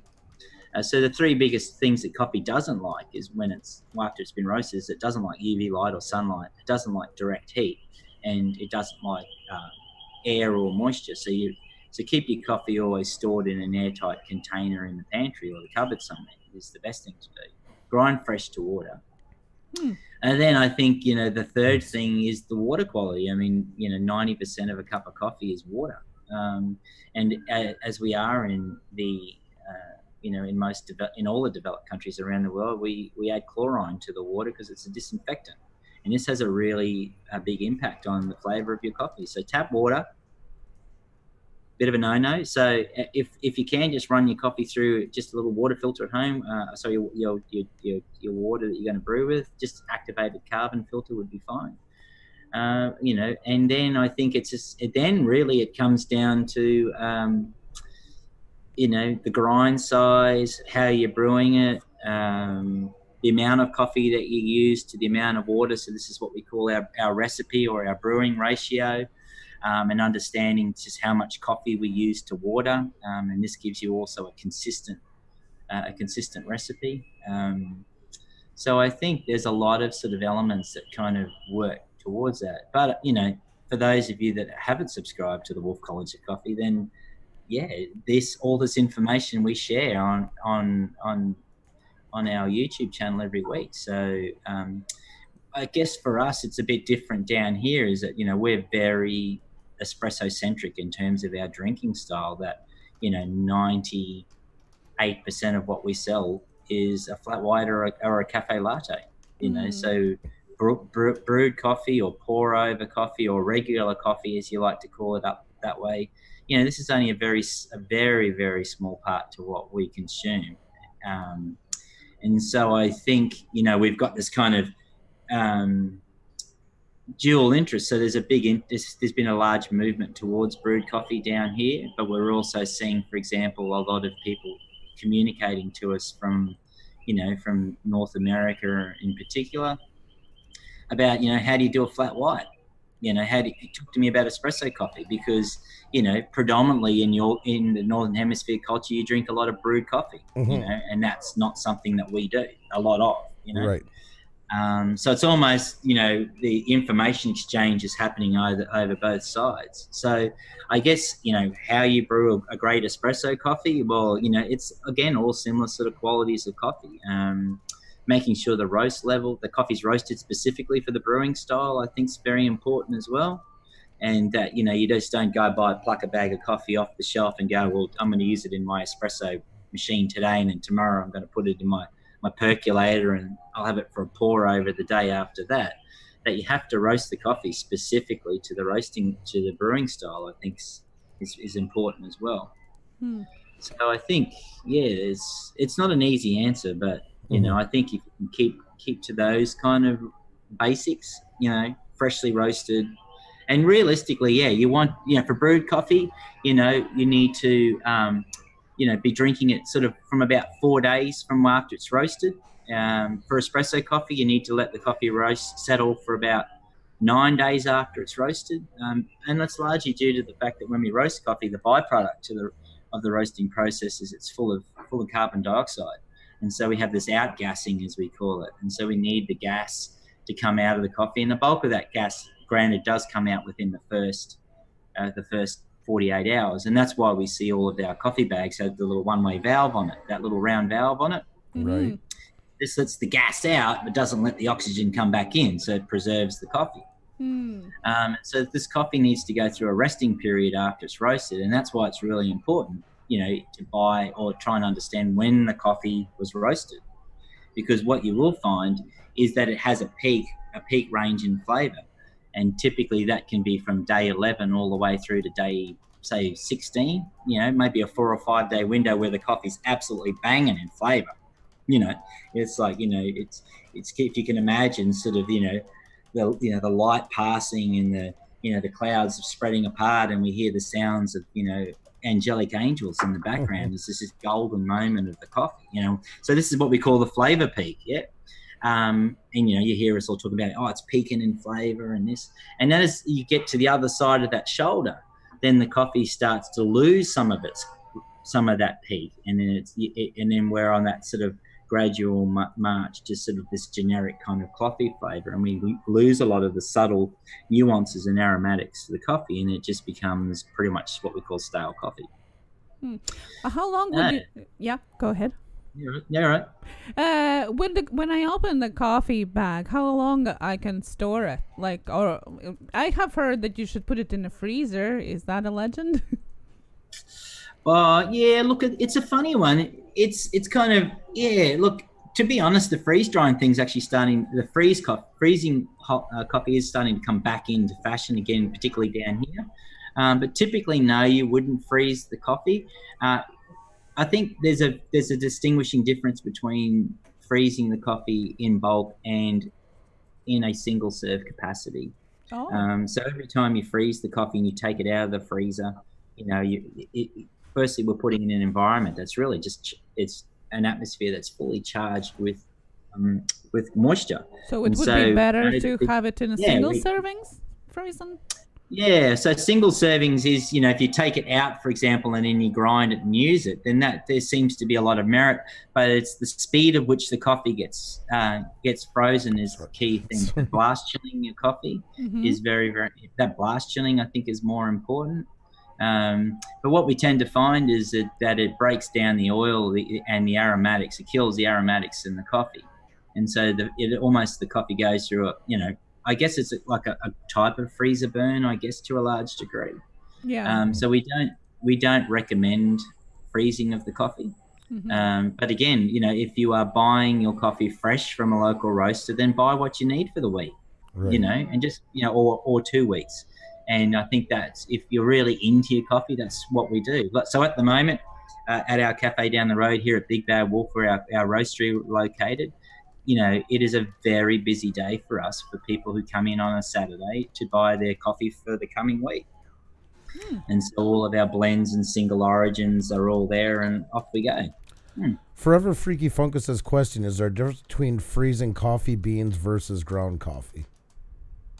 Yeah, well, I think one of the areas that if you were wanting to sort of freeze dry or freeze basically ground coffee, the unfortunate problem is with the ground coffee, you've increased the surface area, and therefore it's going to have greater exposure to oxygen, so it will even deteriorate faster than whole bean. So if you have to freeze your coffee, preferably freeze dry it whole bean.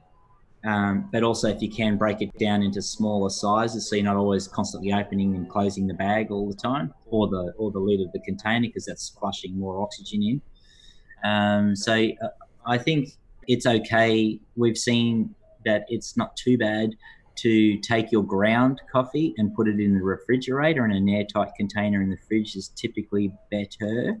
than the freezer. If that's of some help, yeah. But is it better in the fridge than in a pantry, or the pantry would be better? Pantry always is the best. Okay. Yeah. Okay. Whichever way, when you move it towards the fridge or the freezer, there's well, we're talking about a domestic home fridge or freezer. Then there's deterioration as a result. Absolutely. So it has a negative impact. Whereas if you just put it in the cupboard at home, good as gold. How do you make your coffee at home? Okay. So, cue the music. Here we go. We don't drink a lot of coffee at home, but I did have a coffee this morning, and I am drinking instant coffee. Is it your new thing that you're drinking? Well, we've been playing. Well, as I said, we're serial innovators. So what we've been playing around with is doing freeze-dried instant coffee. But so I guess one understands how we do that. Historically, instant coffee. The process of freeze-drying is a very valid and it's an awesome way to do stuff, whether it's coffee or fruit or whatever it is. The problem that we've got with the coffee industry in terms of instant is that we use the shittest coffee we can buy, like the lowest quality coffee, and we freeze dry it. So of course we end up with this kind of real negative experience. So if we go back to that coffee I mentioned before, where we had that yeast inoculation coffee, that was at that particular time, that was our best coffee in the building. And it was a very, very expensive coffee. For us, it was like, I think we paid before shipping, it was $30 a pound. But that's green coffee, yeah? So that's the raw way to the coffee. Remembering that when we roast coffee, we lose about up to 20% of that weight as part of the roasting process. So we thought, all right, we're going to play around with freeze drying of coffee, but where it's different for us is that we're not trying to freeze dry basically like a big plunger coffee, which is what they basically like a big brewed coffee. We're going to pull liquid espresso and then we're going to freeze dry it. And that's the big difference with what we've done. And so we know how to brew espresso coffee in bulk because of our popsicle business, because we learned how to freeze dry basically how to freeze espresso coffee, because we basically have caffeinated popsicles. That's awesome. You heard that, guys, by the way. What he just said is true. You did hear it here. Yes, that is right. I would be so addicted to that, caffeinated popsicles. Yeah, so that business is called Queen of Pops. And so, because it's, bloody Queensland's bloody hot. We live in the subtropicals, and so not everyone wants to drink a hot cup of coffee in the middle of summer. So you can come into us and you can get your frozen kick on a stick, That's crazy. And it's got some caffeine. It's, and each of those popsicles has a double ristretto, so it's a barista pulled shot that goes into making each one of those popsicles. That's amazing, because the ice caps here, and I mean the culture of takeout coffee here in North America is huge. I mean, more than anywhere, and it's not a specialty coffee. It's a brewed coffee in a paper cup. But in the summer, the amount of ice caps, as we call them here, which basically is frozen coffee, like everybody's drinking it all the time, and I can only imagine the popsicles would just fly off the shelf. Yeah, look, well, we called it our cafe range. So you can basically come in, and we wanted to basically replicate the in-cup experience frozen on a stick. So you can come in and you can get a cafe latte, you can get a cappuccino, you can get a mocha, you can get a chai latte, you can get a hot chocolate, and you can get a single origin long black. And so, it covers kind of all bases. And we only all it is just natural ingredients. There's nothing artificial made in it. But I think the lessons that we learned through that business, we applied to which is what we're playing around with now, is our instant coffee. And so we're now freeze drying pretty well much espresso coffee. Wow. And I think, it's amazing. Like, when you use high quality coffee, roasting it specifically in a certain way, and then putting it through this freeze dry process, it's amazing. Like and that's what I drink at home. And we typically don't drink a lot of coffee at home. We drink a lot of tea when we get home because we're surrounded by it every day at work. Mm-hmm. And so, and so when we come home, we're not really kind of, we don't, if you were to walk in my door right now, I would have to give you an instant coffee. How much coffee do you drink? There is nothing else here for you. How much coffee do you drink on average a day? Not as much as I used to. I think there's two things. I think socially, I would drink 2 to 3 cups a day, well, just for my own personal consumption. But like at the moment, we are buying all of our coffees. So at the moment, we just finished all of our Guatemalan sampling for this week. So we worked with a lovely gentleman called Edwin Martinez from Onyx Coffee, and he works with us with sourcing our Guatemalan coffees. And so, this week alone, we may have had maybe 80 particular samples. And so 80 sort of lots to choose from. And the idea is, we taste those coffees. And, we might taste, in a single day, maybe 200 cups of coffee, and then make our way down to our final selection over the course of a week. Wow. Get down to our final 5. So yeah, that gets pretty heavy, particularly when if you're at if you're traveling and you're tasting out all the lots, then you can be tasting a couple of 100 cups of coffee a day.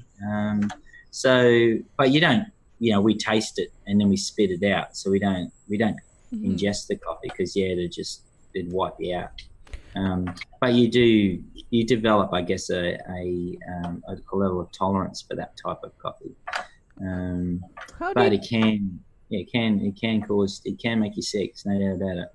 How do you distinguish, like for the regular consumer, a bad coffee from a good coffee?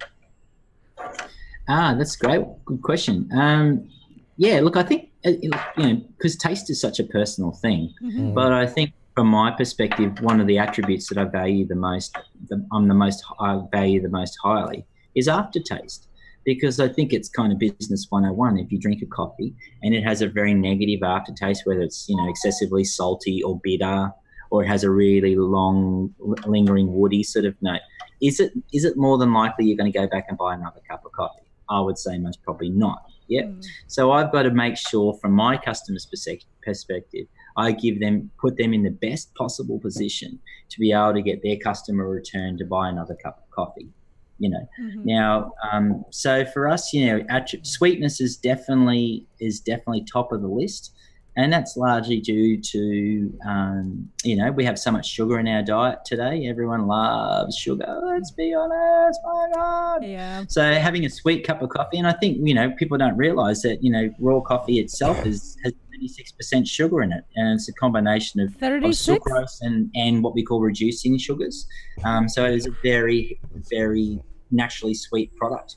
The difficulty is when one considers it, the darker the roasted coffee, the less sweet it's going to be, because the more we caramelize the sugars, the less sweet. Yes, the sugar can become complex, but at some particular point in time, we leave this complexity, and we leave those kind of lovely caramel qualities, and we start entering into bitterness. So it's just as simple as making a sugar syrup at home on the stove. Eventually, it becomes bitter and burnt. So I would say most people will over roast their coffee too dark. It's funny because I was even a truck driver for years, and I could never drink coffee. It never worked with me.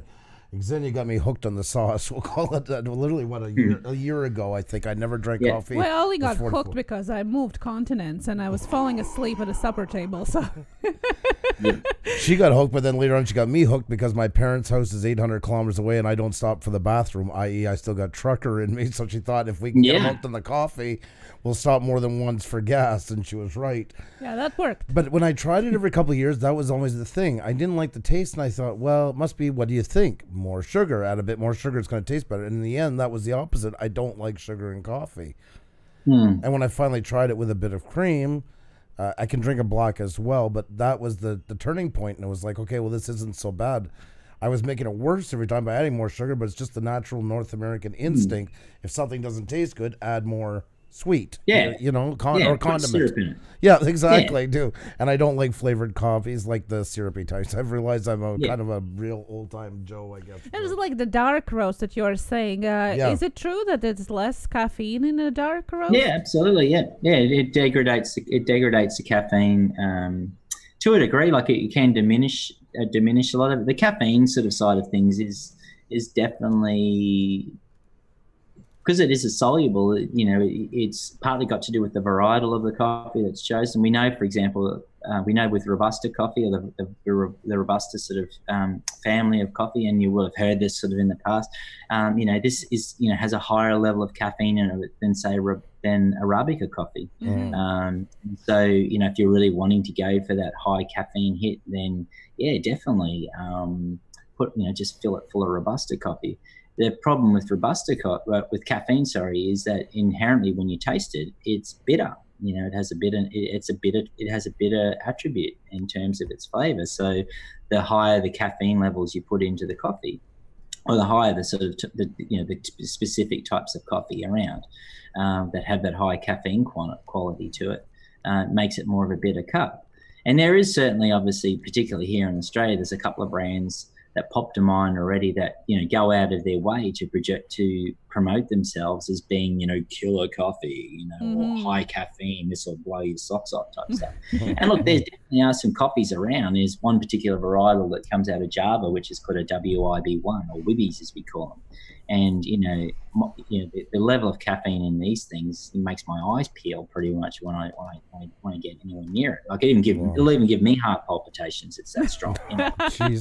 So, but also caffeine, for example, because it is a soluble, is also about how is it brewed. So it's got to do with the length of time that the water's in contact with the coffee. So brewed coffee, for example, has more caffeine in it typically than that of an espresso coffee. Right. So most people think that espresso coffee is stronger in caffeine. Well, actually, it's less. It's lesser because it is in less contact time with water. Whereas a brewed coffee or a pour over coffee, the water's in contact with the coffee a lot longer, so it has a greater opportunity to pull more of that caffeine out into the cup. Interesting. So we typically find that those people that come from North America and Europe, who drink a lot of filter coffee, they come to us and they're smashing a couple of lattes and stuff, and they still have a headache, and they can't work out why they have the headache. It's because there isn't enough caffeine. The caffeine levels are not comparable to a brew coffee. Right. Interesting. It's quite the opposite, because you would think, as a regular consumer, the dark roast would be the stronger and espresso would be the stronger, but it's all the opposite. It's so interesting. Wow. Yeah. So the lighter the roasted coffee that you buy, the more sweeter it's going to be. Inherently, it's going to be more sweeter, but the trade-off or the challenge is then the acidity level. So if you're not favored for acidity, then you find at the lighter end of the scale, the coffee has a higher level of retained acidity. And so as a coffee roaster, what we sort of educate people and get people to sort of think about is that, that you have a conscious decision as a coffee roaster in terms of understanding the level of experience a consumer can have around not only the sweetness of the coffee, but also the level of acid experience. I am in control of that as a coffee roaster. Right. The amount of body or viscosity, like we use in wine. Do I want a thin, watery coffee, or do I want something really syrupy, or really thick and creamy? I can do that by manipulating this non-enzymatic browning phase called the Maillard reaction. And so I can control all of that. So I have that sort of at my power. So, so I then think about the cultural aspects of, so for us in this country, we don't like overly acidic coffee. That's just something in our culture that we do. So, which would be very different to say that of Germany or Scandinavia, where they like really bright coffee. So I can take this acidic coffee and just say, let's keep it really simple, that it is predominantly very lemony, has a very strong lemon citrus sort of acidity level to it. By how I stretch my time through not only the Maillard phase, which is this non-enzymatic browning, but then also controlling kind of, I guess, once the coffee reaches this what we call an endothermic maximum, where it can't store any more of the heat that's been supplied. So it pops or it cracks like popcorn, and we call this the first crack. And once it gets to this stage, we sort of slow everything down, and we sort of spend time kind of on this inner bean drying. So through knowing this, I can basically have this lemon. I can make it taste like fresh lemon juice if I wanted it to. I can make it taste like lemon curd, or I can make it taste like lemon butter. And so it still has this retained lemon quality, but what I do is I mellow out and I thicken up that sort of acidity experience, you see. And so I think, these are the things, that's what makes coffee so fun. And so this is what we try and expose new roasters to when they come and visit us, that it's not just as simple as we chuck it in, it goes green and it comes out brown, and and then basically everything that's there is what I get's because of what the green coffee has. The green, you do need to understand what the green coffee provides you in terms of flavour, but it's how you manipulate and modulate that flavour, I think, what makes it good fun. How we roast for espresso and how we roast for brewed coffee, two completely different ways because of the brewing style. Interesting. Really interesting. There was a question from I'm the Wedge who asked, and I have experienced that problem too, that oftentimes buying coffee, supposedly specialty coffees, they taste or smell like has that light hint of mold into it. And it has nothing to do with one particular bag. It's just the whole brand or the whole I don't know how to say it. The series. Was that mold, was it? Yeah. A moldy flavor? Yeah. Yeah, okay. Yeah, it's interesting. Yeah, look, there's there's a defect. I mean, there's physically a defect that's, it's moldy, and this is due to incorrect drying of the coffee. So when the coffee hasn't been stored correctly at the roastery, and so moisture has got onto the coffee and it's literally created mold on it. And this is definitely a defect, and, and to use the word moldy and specialty coffee, that should never happen. So I think, that moldiness is definitely a sign of low quality coffee, or they've bought really good coffee and they're just not storing it correctly at their roasting house. So you need to keep the coffee. The ideal storage for green coffee is about 20 degrees, between about 16 to 20 degrees Celsius, give or take, with a relative humidity of about 55%. And this is what keeps the green coffee really stable. If you are storing your coffee in an environment that has lots of moisture, or you've got your bags stacked up against like a brick wall or a concrete wall, it may draw up the dampness that comes from the wall, you see. So you never lay your coffee against the wall, for example, for rising damp reasons. And so once you get a little bit of water on the green coffee, then the risk is it just goes all moldy. And realistically it should be thrown away. I mean, it's interesting. I thought maybe it's like cheese, who knows? I thought it's better to ask after the maybe it's supposed to be that way, unless it's kind of a true one. I mean, in the old cheese funk, I've got to say, definitely isn't something that really happens in coffee too much. I am thinking of one particular coffee, which is called a monsooned Malabar, and this is a coffee that comes out of India, and has a fairly unique processing method to it. And it was one of these sort of really interesting. This will be cue the really nice sweet music in the background. It's one of these really nice happy accidents to the coffee industry. And this monsooning process produces a coffee that's really musky, like a real low acid, musky. It's quite savory in its flavor, low acid, and if used and roasted correctly, it's quite nice, And I have used it in the past to work with overly aggressive sort of coffees that have lots of acidity. So it acts as a really nice kind of foil to that, and helps sort of manage some of those high-end things. But this particular coffee, you have to go back in history where coffee was traded in wooden barrels and in wooden hulled ships. And so this journey across from, say, India into Europe was many, many months. But there were, in the hulls of these ships, there was lots of moisture in the air. And so the green coffee was reabsorbing all of the moisture that was available to that it was taking in this coffee. This moisture content. And so what it was effectively doing was bleaching the coffee. And so it was stripping it of all of its chlorogenic acid and its chlorophyll. And so the coffee it comes out and it looks white, but it's really puffy as well. So it doesn't typically look green. It's a white coffee. And so the guys in Europe, they're buying this coffee, loving it. And so it wasn't really until the Industrial Revolution happened and we had started to see the first of the steamships and steel hulls that they noticed that there was this change in the coffee. And what was happening is that the producers in India didn't realize that the coffee was going through this default transformation phase in transport. The buyers in Europe thought that this is the way the Indian guys were sending me the coffee, and no one knew it went through this change. And it wasn't really until, as the story goes, that one of the dudes on the wharf was kind of like, yeah, you notice that, all the problems that are having with the coffees on all those new ships. And so they realized that the coffee was then going through a change in process due to transportation. So now they recreate that process by opening up these big stacked drying sheds, and they open the whole sides of them up to the monsoonal breezes when they come in. So they monsoon this coffee.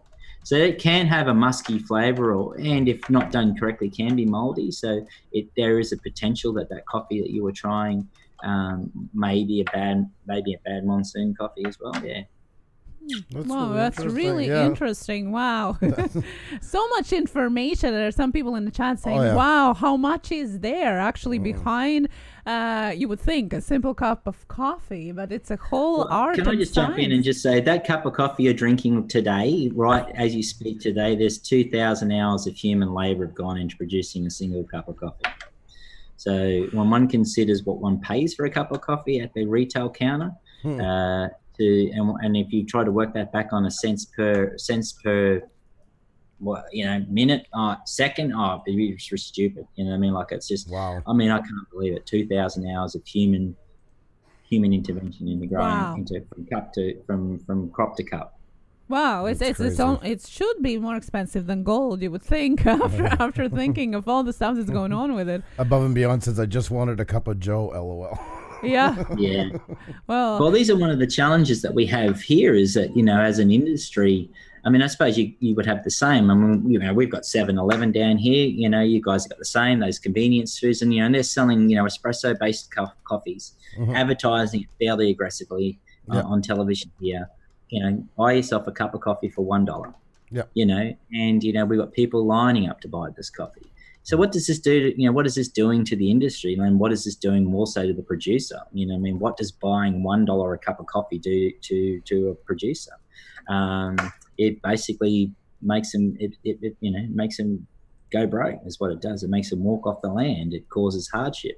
So I think, as a consumer, I think, and I suppose we've all, heard this discussion before, but I can't reinforce it enough. But, purchasing coffee from local cafes and rather than the big convenience guys who have a level of transparency, then when you do spend your money with them, it's actually doing good. Whereas, spending $1 on a cup of coffee is actually doing harm. Right. And that is true. And I mean, like, for instance, here, I see that a lot right now with microbrewers of beer. It's become a new trend that's really going full force, and they have to contend with the same things too, because it's so easy to go to the grocery store and come out with a case of malts and go on to the next thing. So I think every niche has to deal with that today because there's such a bulk mindset and such accessibility to it. It is hard. I worked for a music company in 2008 was the time when all these stores were starting to Pearl drums were being sold at Costco for the first time. I mean, dealers were losing their mind, all these things they had to try to compete with that they never had to before. But that's the world, unfortunately, we live into. I think its quality has just got to keep pushing it. That's what we told them. Let your quality just stand out for itself. Let people see and come to you and realize how much better you are. And it will take time and it's hard, but there's no other choice because there's such a wide wholesale market at your fingertips now. Yeah, I think it's the consumer. I mean, we've also had the same. We've had it for a while now, but the big supermarket chains here have been having this price war against each other on milk, and they've literally been selling milk, local milk for $1 a litre. And of course, the dairy industry here in this country is on its knees. And we've literally got farmers in the same situation that are just selling up their dairy properties and the hardship that this is creating about this cut price milk. And so again, it's the same thing. Is that the only reason why that we're to impart that we have $1 a litre milk is that we have consumers that are buying this milk, and we, as consumers, we need to go, well, what is this really doing? I mean, this is really just diminishing our dairy industry at a rate of knots, because basically, again, we're buying milk, or milk's being bought at such a margin that it's not viable for a dairy producer to be able to do that. And of course, we're suffering some fairly heavy drought conditions in some parts of the country as well. So, it's again, like even within our own business, we deal with local dairy farmers, and we work with Australian dairy producers. A lot of our pastoral lands are foreign owned now, and have been sold off. And so, we work with as many local people as we possibly can. So collectively, we can all make an impact. For our Christmas party last year, we took all of our staff out to a dairy farm, and we went to met the dairy farmers, and we had a good look around. We had a nice lunch. We hung out for the day, and just to sort of really get that sort of sense of connection, because it's a large part. It's a large part to our business, because, as I said, it's everything we do is flat white and cafe latte. So nearly 98% of the coffees we produce is a milk-based coffee. That is, and I'm sorry, I smirked a little bit when you talk about the coffee. My heart, the milk, my heart goes out to your farmers. In Quebec, our province, we're in the exact opposite part. Every milk producer here is a millionaire because it's so protected. We pay like the craziest prices for milk products. And I hear that story. It's like, can we not find a happy medium in all of this? You know what I mean? Where they're not selling off their land. Every milk farm, this is a fact. In Quebec, the province is a millionaire from it. Yeah. Well, there are no millionaires in this industry. I have to say, there would be very few. And it saddens you when you see these multi-generational families that are on television, basically pleading the community, look, just all I'm asking you to do is, pay me an extra 10 cents a litre more, and that will make the world of difference to me. And you think 10 cents, oh man, where's this all going? This is ridiculous, Yeah, it is. And that's what happened here now with the new regulations. Now they're going to be starting more milk products coming in from abroad, and that's what the producers were fighting for. The problem is that they went too far and too extreme, that nobody was backing them when it happened. That's where they lost themselves, and they should have agreed to kind of bring down the price a bit and keep it the way it was. They people would have been fully on board. Like right now, 4 liters of milk costs around $7 Australian in the store. 4 liters of milk. You can buy 4 liters of milk in this country for $4. There you go. Yeah. I mean, that's almost double. It's almost double. Yeah. And that's at a low, because there was a lowest price set by the Quebec government. You cannot sell it any lower. Mm-hmm. So there is like the corner stores and that. Sometimes you might pay more. They try not to stay competitive. But they could easily charge you $8 or more if they wanted and to. Therefore, cheese and all the milk products are more expensive as well because of that. So absolutely, yeah. One side or the other. We have a couple more questions that I wanted to get in here. What is the ideal shelf life for coffee beans? Yeah, well, whole bean coffee, we basically would say that from the date of it's roasted, you want to have it consumed within sort of 3 to 4 weeks. That's where you'll see the absolute best flavour. Yes, 2 months is also suitable as well. And by law in this country, we can say up to 2 years, but no. Okay. So I would say definitely consume the coffee within a month of it being roasted. Awesome. Then there was a question. We were showing some clips of the how is it called? Milk coffee art. Those beautiful swans and so the question was, how long did it take for you to get the patterns in the coffee looking good, and what was your first one? Oh, gee whiz. So, hasn't that come a long way? So I think, when I first started, the only thing we ever really concentrated on was the monk's head, just getting a white dot. That's all everyone really cared about. I think, I think, it takes a couple of months. It depends. I mean, if you're working day to day in a cafe pouring milk, then my suggestion would be that, for you to pour some basic, tulips and rosettas and just some simple hearts, then I think, if you're working like 5 days a week on shift at a cafe, then anywhere between 2 to 4 weeks, you should be able to nail out some good cafe, some good crisp art. Because it's just practice, to be perfectly honest. It's a skill, and the more you apply yourself to that, to the attainment of that skill, then the quicker you'll become a master of it. Is the secret thick cream? Oh, absolutely, yeah. It's everything's in how you texture the milk, and so I think the difficulties that you have is that I don't know what the North American market's like, but we have obviously the older generation of people who like to have their milk a little bit hotter, and so this has a negative dries out the milk foam too much, and so you lose that sort of silky sort of texture to be able to really put that nice crisp latte art in with that good texturing to it. So we would be looking to sort of do our milk between 50 and 55 degrees Celsius is where we want to have, with really small fine bubbles in it, or microfoam that it's called. And when you look at the milk, it should have like a glassy sort of gloss over it, and that really helps in terms of setting the milk to make the texturing and to create the pattern. And then the patterns themselves just become how you construct the technique in the glass itself, and working out how much time you have. And again, it's just a practice thing. Look, I'm not going to, on the YouTube channel, I'm certainly not saying that a lot of those patterns are my patterns. Absolutely not. I do make coffee, and I have a fairly limited repertoire. But yeah, some of our guys at work are just, they're incredible. But I don't really, to be perfectly honest, invest a lot of my time into latte art, because we have some amazing people in our business that are really kind of keyed in on that. So I picture there's one virtuoso that can do like the Sydney Opera House with clouds in the back and a guy saying hi. Like I can see like somebody that really takes it to these like extreme levels. Yeah.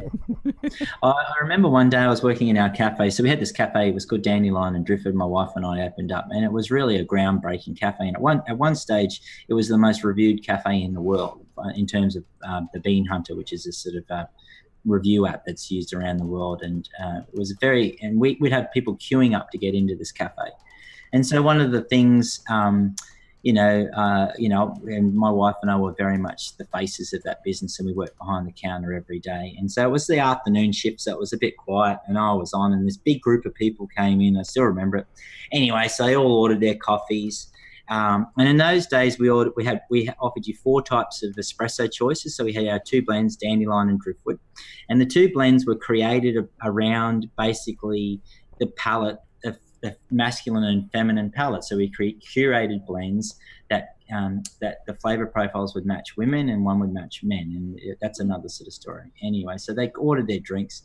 I made the first lot of coffees, and out they went. They ordered a second round of coffees, and they started saying, "Oh, can you tell the barista, which was me, we'd like a double swan in this one, and we'd like one in that one." And I went and I walked out to them. I said, "Look, I'm really sorry that you've had to come in today. You get little old me. That's about as good as it's going to get. You know what I mean? Like, you're going to get a tulip, you're going to get a couple of rosettas, and you're going to get some hanging hearts, but all the swans and all the crazy stuff." The swan was amazing. I'm sorry. Well, it doesn't make a coffee taste different, I don't think. So at the end. Well, it's interesting with some of the new technologies that, in this space. Definitely with some of the new super automatics, I've seen some prototype stuff with, particularly based around all the 3D printing technologies. It will now be in a position that you'll be able to, you can be able to get a coffee produced off an automatic machine with latte art as good as any barista can do. Yeah. Well, that's no. You need to have some connection.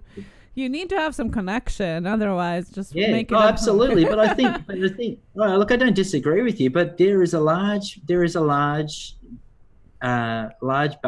of consumers that don't look for that connection. They just, they're there for the convenience of the product, and I think that's as a business going forward, we need to be mindful of that. Yeah, we are all about connection, but at the same time, we have a lot of our customers, you know, like you said, this large takeaway business that you have, we also have the same, who just want to come in, get a coffee and go. And so they're not looking for, then that's not what they seek from us, and we have to acknowledge that. But yet we do have those customers that want to come in, have the banter and have that sort of connection with the barista, and that's okay too. So I think, you know, as an industry, in terms of the retail industry, that we haven't really valued or really acknowledged our customers' time. You know, we haven't really valued that very well. I haven't really acknowledged it, and so I think, you know, there is, you know, a growing need for this level of sort of high quality coffee done fast, you know, type thing. So yeah, it's certainly a space that we're kind of looking at, you know, we're dipping our toe into a little bit at the moment, because I think you just have to, you have to keep your mind open, I think, because the market does change. And yeah, you want connection, and that's great, and that's there for you, but what about the person that doesn't want it? You know what I mean? How do we service that person's need, you know? Right, it's a variety of it, for sure. Gabriel Z was asking, where is the best coffee? Where does it come from? Oh, gee whiz. No pressure once again. No pressure. Well, I suppose if one looked at it in terms of just pricing at this particular stage, then there's one farm in particular that particularly stands out still to this day, and that's a farm in Panama, owned by a lovely lady called Rachel Peterson, and it's called Hacienda Esmeralda, and they produce they again have there's this great sort of coffee experiment where they took predominantly a varietal from Malawi, which is called a Gesha, and they planted this East African coffee in their farm in Panama, and the environment just completely transformed this coffee into something that was so incredibly aromatic. So lots of jasmine florals, very light, sort of tea-like kind of body to it, you know, sort of almost Assam-like. And yeah, so these coffees today, you know, get auctioned on the world market, and they will, you know, get I think the average price that they get for most of their lots is about $161 a pound raw for their coffee, and upwards. And so I think if price is an indicator of that, you know, I think that particular farm's definitely, you know, the one that everyone tries to sort of model themselves around. Outside of that, I think, you know, we work with an amazing producer. Her name is Aida Bache, and she is an sixth generation El Salvadorian producer, and really focused on innovation. And I would say some of her El Salvadorian coffee from Kilimanjaro, it's called Finca Kilimanjaro, would be some of the best El Salvadorian coffee you'll ever drink in your entire life. It is so complex, has so much balance to it. It's just as a sheer delight to drink it. So I think what is the best, well, that, you know, depends largely what you like. I love without any doubt, I say Rwandan coffee is my most favorite country of origin. I love Rwandan coffee because to me it resonates with my palate, and, you know, it has that quality of like a red wine jus. If you think about that real syrupy, intense condensed flavor, but if you add some more dark cherry to that sort of retained wininess of the jus, this is what a good Rwandan should taste like, you know. Wow. So yeah, definitely, I think definitely Panama's up there. I think Kenyan coffee still hold a place in that area, in that space as well. We get some really beautiful coffee out of Kenya, and, you know, the growing conditions would suggest that, you know, why not? You know what I mean? It's amazing. A lot of the central coffees are good, El Sal, you know, but we have a really nice Bolivian at the moment, really salted, grilled pineapple kind of flavor to it. Really interesting sort of Bolivian coffee. So, gee, I don't know. It's the hardest question always to ask, because it comes down to what you like and don't like, you know? Right.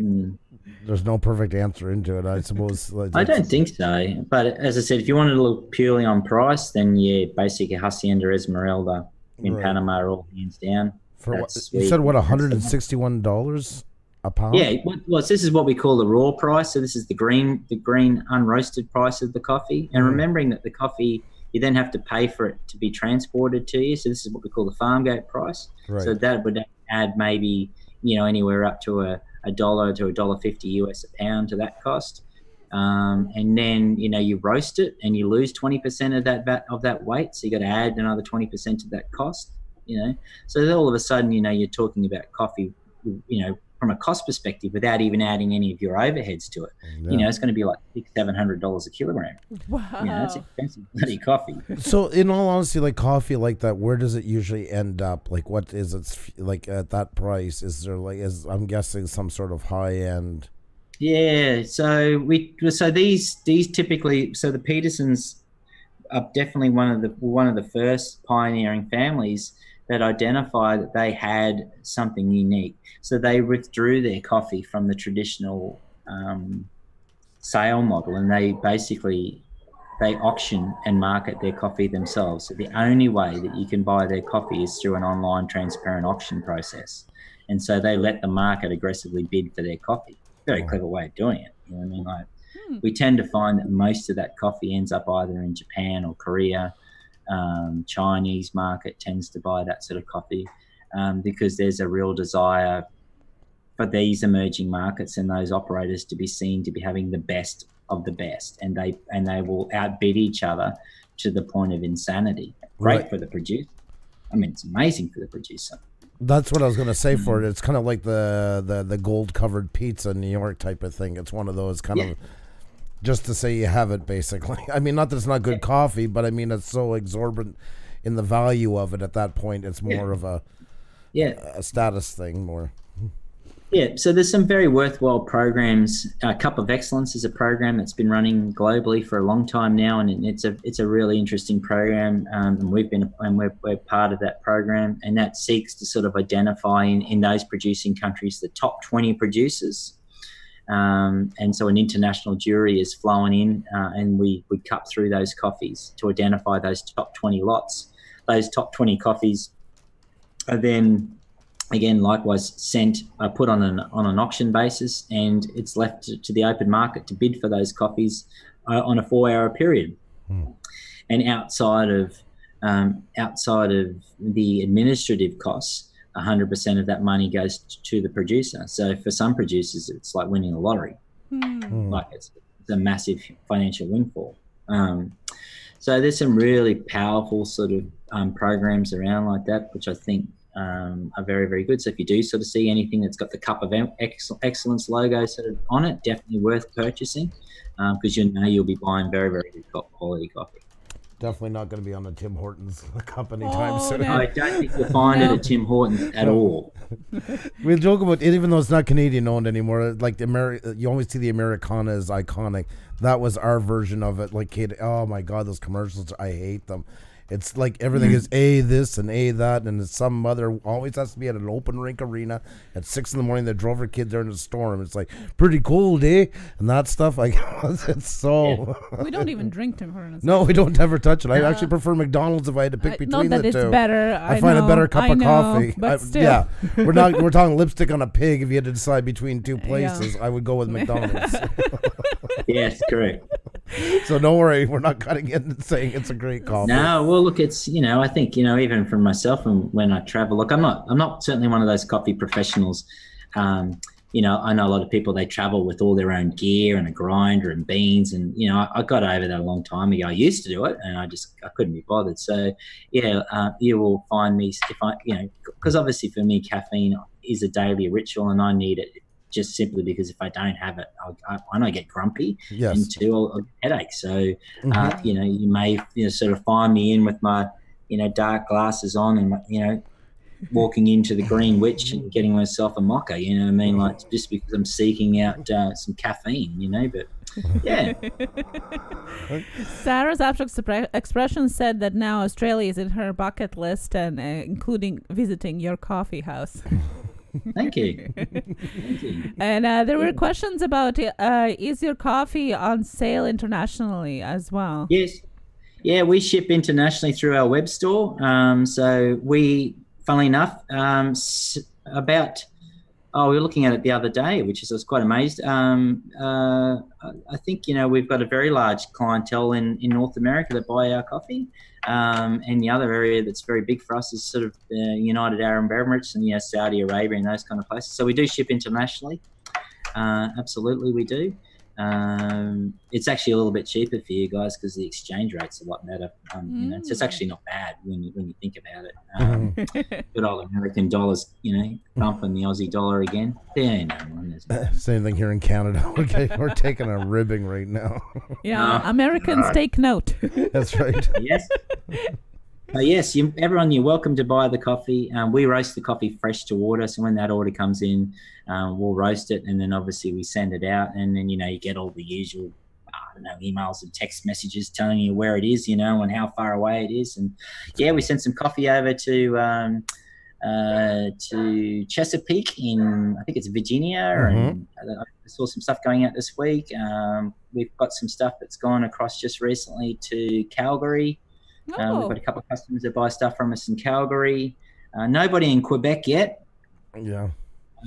Vancouver, we've sent some stuff out to some people in Vancouver. Yeah, so it tends to go out. LA, got a few dudes in LA that buy our coffee. So it's good. Awesome. But you can, yeah. Sorry, Jackie Rue just told me something I never heard before. She says McDonald's coffee in Canada is the old Tim Hortons coffee recipe. Was sold to them when Timmy's changed their coffee, is why Timmy's does not taste the same. Well, I can see that. I didn't know that, but I can see that. Sorry, that's something I never heard. There you go. I learned something. Wow. I learned tons of things tonight. Don't get me wrong. So that's sacrilegious. Yeah. My goodness. Yeah, look, the McDonald's contract certainly, typically a very interesting contract because, they're huge volume. There's no doubt. Even in this country, I think they're about 40,000 kilograms of roasted coffee a week. Like that's just a staggering amount of coffee. They tell you what price they want to pay, but more importantly, they tell you what profit margin you must make. Right. So, it's not that. It's not. I'm happy to pay $11 a kilo for my coffee, but you can only make $1 of that $11. You know what I mean? So there you go. We also have IKEA that's claim like they claim, because I know you never know, people do. They claim that theirs is all like grower friendly and what there's a name for that where you organic and fair trade coffee, Rainforest Alliance. Yes, exactly. Cafe, all these different levels of certification that all take things in a different direction. Yeah. It tastes good. It's one of the few here from the fast places that you can drink black because it's not bitter. Like it doesn't scorch your mouth in bitterness. I always wondered if it was true or not. I'm always that skeptic a little bit. If 5 years down the road it's going to come out that it came from one of the worst places in the world to buy coffee. Like the blood diamond equivalent of coffee. Yeah. They say that and it's just a marketing gimmick. And you never know.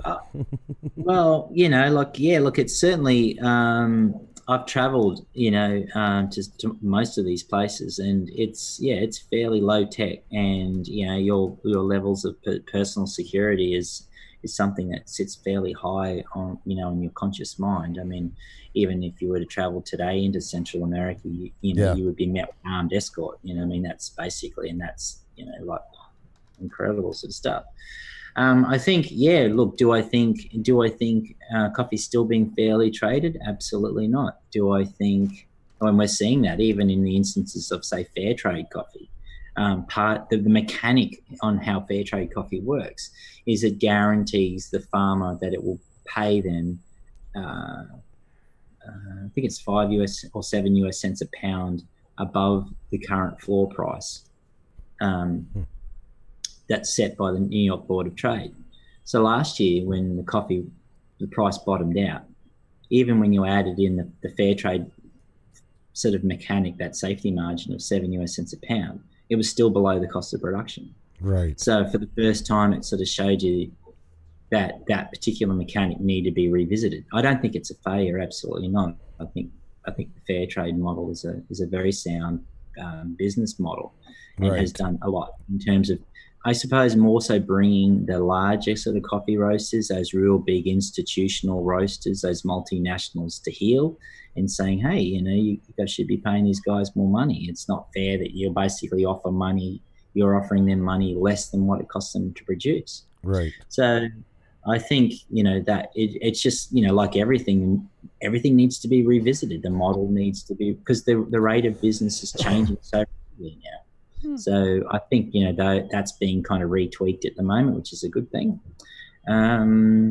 Interesting. I think it's horses for courses. Like I always laugh about here. I mean, everyone goes on about organic coffee, and I think that's got great merit. But unfortunately, because of Australians' biosecurity laws, everything gets fumigated as soon as it comes into the country. So it's no longer technically organic. Yeah. So this is the dirty lie of coffee in Australia, ladies and gentlemen. I mean, you pay this premium to have, your organic coffee.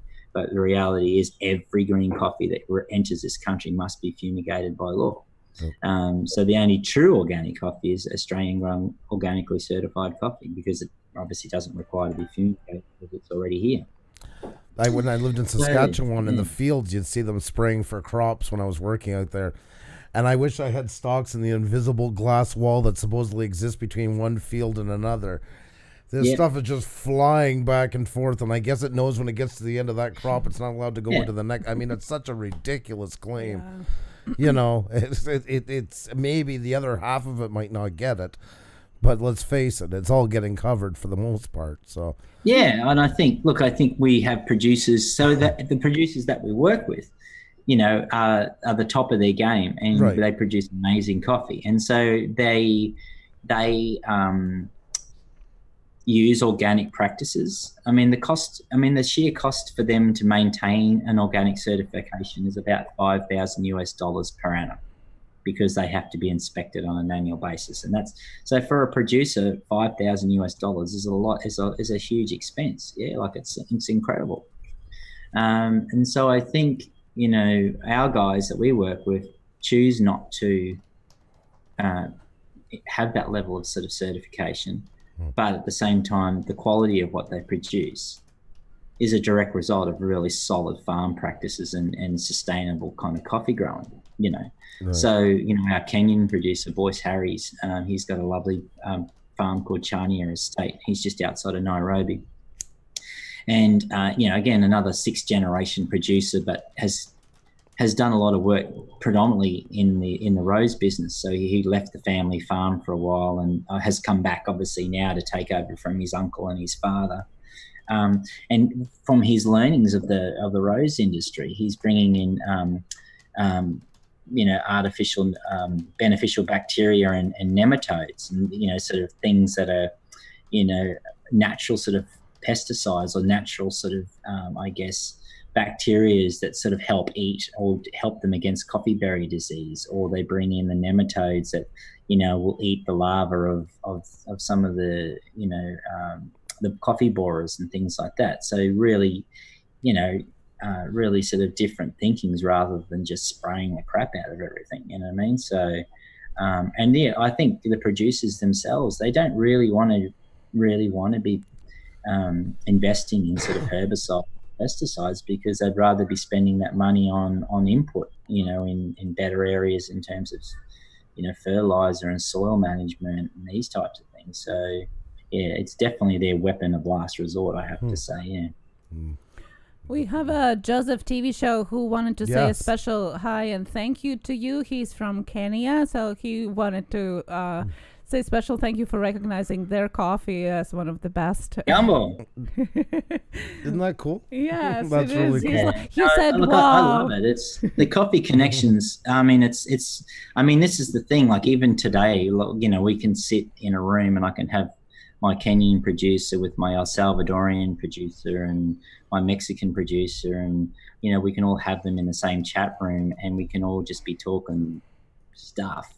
Amazing. And it's quite interesting because we've got so Boyce, for example, in Kenya, he's fairly unique that he has an old varietal of rootstock, which is a French Mission Bourbon, and he's got about 250 acres of this still going. And this was planted by the French missionaries in kind of like the mid 1800s. And so the tree trunk, these things are like massive, these tree trunks. So when you drink this coffee, in terms of a Kenyan context, it's a very unique coffee. Like it's really genetically a treasure to it. But he's interested in honey process coffees, this processing technique called honey process. And it was really developed widely by a particular mill, Oscar Chacon, who has a mill in Costa Rica called Las Lajas, and so this particular process really takes out the acidity of the coffee, but makes it really sugary and sweet and syrupy, and it's just really bloody delicious. There's no bees used in making it, so there's no honey in it. It's another story to that. Anyway, so he's trying to do that. I've got my El Salvadorian producer, and she's trying to play around with 72-hour wash fermentations, which is this Kenyan technique. And so I'm listening to both the conversations, and I said, well, hang on a second. I've got to get you two together. I've got to get my El Salvadorian producer to fly to Kenya, yeah, and she's going to show him how to do the honey stuff. And then whilst, you know, whilst she's there, they're going to learn about also the Kenyan sort of East African washing techniques. And then vice versa, fly my Kenyan producer across to El Salvador for harvest, and then he can see firsthand how they do it in terms of honey prep and all this other stuff, you know. And so once you kind of get that level of information exchange happening, the power in that sort of connection is incredible to see and witness. And there's nothing better, I think, that I find more valuable, more rewarding, is to have a bunch of producers in the room and just let them talk. Yeah. But producers that are from different countries, you know. Definitely. And see them talk, and they all have similar challenges, but it helps them understand what do they do in certain situations, and then you know, they sort of swap and share ideas. It's cool. That is so cool. What a world we live in, you know, when you think about it. That's amazing. And it's, and like you say, it's the ideas combined and the techniques, sharing of the knowledge, all of it, you know? And that's what I think is so great about expanding, you know, across the internet or across the internationally in general, is being able to connect these, you know, people and knowledge and skills that are so amazing all around the place. Before it wasn't as possible. That's so amazing. It's I've done collaborations like that, and it's such an amazing feeling when you go home at night and you think about it, like, look what we just did here, you know, from all corners of the globe, and everybody's pulling together and bringing their things to the table, and that we crap a lot on the new world, but you know what? There's a lot of great things going on as well at the same time. I mean, it's kind of mind-blowing when you think about it. There is so good. Thank you so much. It's incredible. Thank you so much for making your time and coming on our show tonight. That was so much amazing information. I think people are still stunned by how much there actually is behind that cup of coffee. Thank you so much for all the knowledge and skill and making your time on Saturday. Thank you. Look, again, I sincerely welcome the opportunity to connect with not only both yourselves, but your broader audience. And in some small part today, my discussions have got you all to think differently about that daily ritual and how you choose to sort of spend your money in terms of, you know, working with the local and visiting the local roaster or cafe, as opposed to, you know, spending your money with a big faceless corporation. Then that's been successful. And, you know, it's a great journey. I love coffee and the connections that it creates. And again, I thank you for your time today. And if anyone is in Brisbane and you want to hop in and say g'day, then you're more than welcome to. And the beauty about where we're located, we're literally at the end of the road that takes you out of the airport. So wow. Drive by me to get in and out of Brisbane. So, you know, should be no excuses. That sounds amazing, and we're Australia is definitely on our personal bucket list, so we'll definitely make there at some point for sure. And I'll let you know that we had a lot of buffering issues tonight, all the channels. That's what I've been kind of checking on the sidelines, and even so, everybody's been dropping in. A lot of people went and checked you out. I just went and checked on Social Blade to get an idea since you went on. So yeah, you got a lot of company coming your way. So I think you won a lot of hearts. Yeah, guys. Oh, thank you. Yeah, look, you know, as I said, our College of Coffee YouTube channel, you know, the idea behind that is just to share a little piece of information every week in every aspect from our business, and also to showcase what wonderful coffee professionals that we have working with us in the Wolff Coffee business.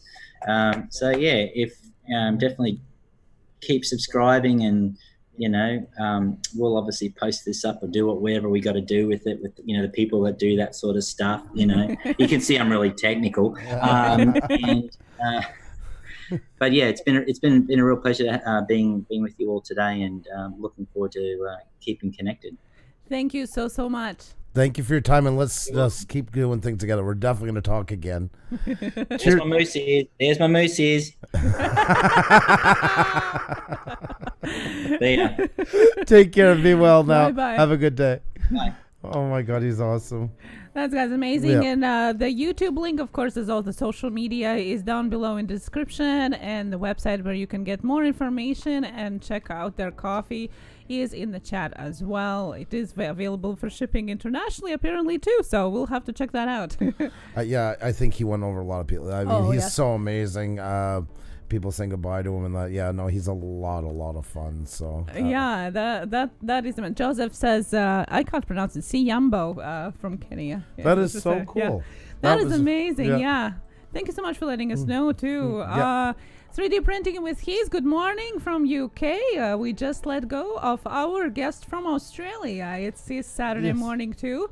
And he was joining us. He's a master roaster and owner of Wolff Coffee Roasters Coffee House in Australia in Brisbane, talking about all the science and magic behind coffee. And BNO Outdoors, how you doing tonight? I was in your live stream before we started. I see you were getting the same thing as us tonight. Man, it just keeps booting people out and booting people out. You were a trooper with it. I see a lot of people feeling it. So yeah, I didn't get to say hi. I was setting up, but I feel for you. And believe me, we got our... But I'm hoping a lot of people will come back and check out Peter as well on top of it again and catch the whole interview, because he is inspiring. Oh, there he is in the chat as well again. So, there you go. Yes. Who we thought tonight, we weren't sure if it was him because he came under his personal one. He was a good sport to understand about it, because you never know, there'll be the odd person. If you find if you know somebody who loves coffee and drinks a lot of it, or just really enjoys a good cup of coffee, don't forget to share it with them. There has been a really great information today. Oh, yeah. I mean, some things I didn't even know or could imagine about coffee. So interesting. Share it out. And if you liked what you've seen, come back and leave a comment. We do appreciate when you do. Definitely, guys. It does help a lot. It was just... 3D printing, Angela. Thank you so much. I appreciate. Yeah, I got trimmed for spring. And Joseph TV Show says, businessman Peter Wolff, you are a great man. Thank you. And Peter, right back at you. I mean, we looked. Somebody asked us tonight about how we're for guests and that. It's not always a side. I mean, Peter has a great following on his channel, so that's an exception to it. But it's people that inspire us to go out and do things. And I mean, YouTube channels are entrepreneurships. They really are in anything else. And a lot of people turn them into full businesses sometimes. And always looking for people that just inspire us to kind of, like tonight with all the things that happen, to keep going. That's like business. You always have to keep going. And he has that spirit in them. And I mean, look at how he got people to think about their coffee tonight. I mean, a whole new perspective on it. Oh yes. That's true passion, and that's what's needed for anything you do in life, whether it's on YouTube or your work or whatever. Passion is key, and he is proof of that. Really awesome. Like Sarah said, that she's never going to drink another cup of coffee the same way now. But how cool is that? Yeah. That was really changing the way we think about it. I love that. It's really cool. Thank you so much once again. Yes, Roger is a big a coffee drinker. I know he would have been a good fit for it. I think Roger was occupied tonight, but we'll definitely have to. So that's why, guys, if you can hit the like button and you can come back and leave a comment after, that would really be awesome. So more people can come back and check out this awesome interview. It was such a great time. And once again, big thank you to Peter and to each and every one of you guys. You are absolutely awesome. And all our live streams are available afterwards for replay. So if you want to check that out, they all are there, featured on our homepage and on the playlist for our Tube Live Season 2. Guys, next week we're celebrating 1 year birthday for our show. That's right. March 29th is going to be a whole year. It's hard to believe. Yes. It's how things, since we started doing live streams, and I mean, it's just been a whirlwind with you guys, and cannot thank you enough. Also, too, guys, I just checked, we're 297,434 views, so we are edging all that much closer, so hopefully we'll be celebrating 300,000 views around the same time. Yep. And we just passed last week 3 million minutes of watch time, and that's most of it since we started the show, so it's not quite a year yet. So that's been really awesome. So many great things with you guys. You guys make that all happen, and cannot thank you enough for everything you do for us. And when you tell friends of us and they come in and they say, oh, we told we had to come check it out because of such and such, it really means the world to us that you guys believe in us. We're going to be back on Sunday at 7 p.m. Eastern, That's right. as always, with our game night shout out wheel. And Monday we have amazing guest. His main channel is CC and RC model cars, trains, planes, and everything you ever dreamed of as a child or as an adult. And he's also a humanitarian photographer traveling the world and doing photography in remote areas of the world. So amazing conversation right there on Monday at 7 p.m. Eastern as well. And as always, Tuesday, our Tuesday Tech Talk, your favorite here think tank for YouTubers. Love that day. Love just chatting with you guys. It's so awesome. That's the best. It's, I don't know. It really is the best. It's just love hearing you guys' thoughts and everything on the YouTube scene. You really do teach us a lot. So till then, guys, thank you so very much for being with us. Much love to you. Cheers and keep creating. Be well. Have a great weekend. See you soon.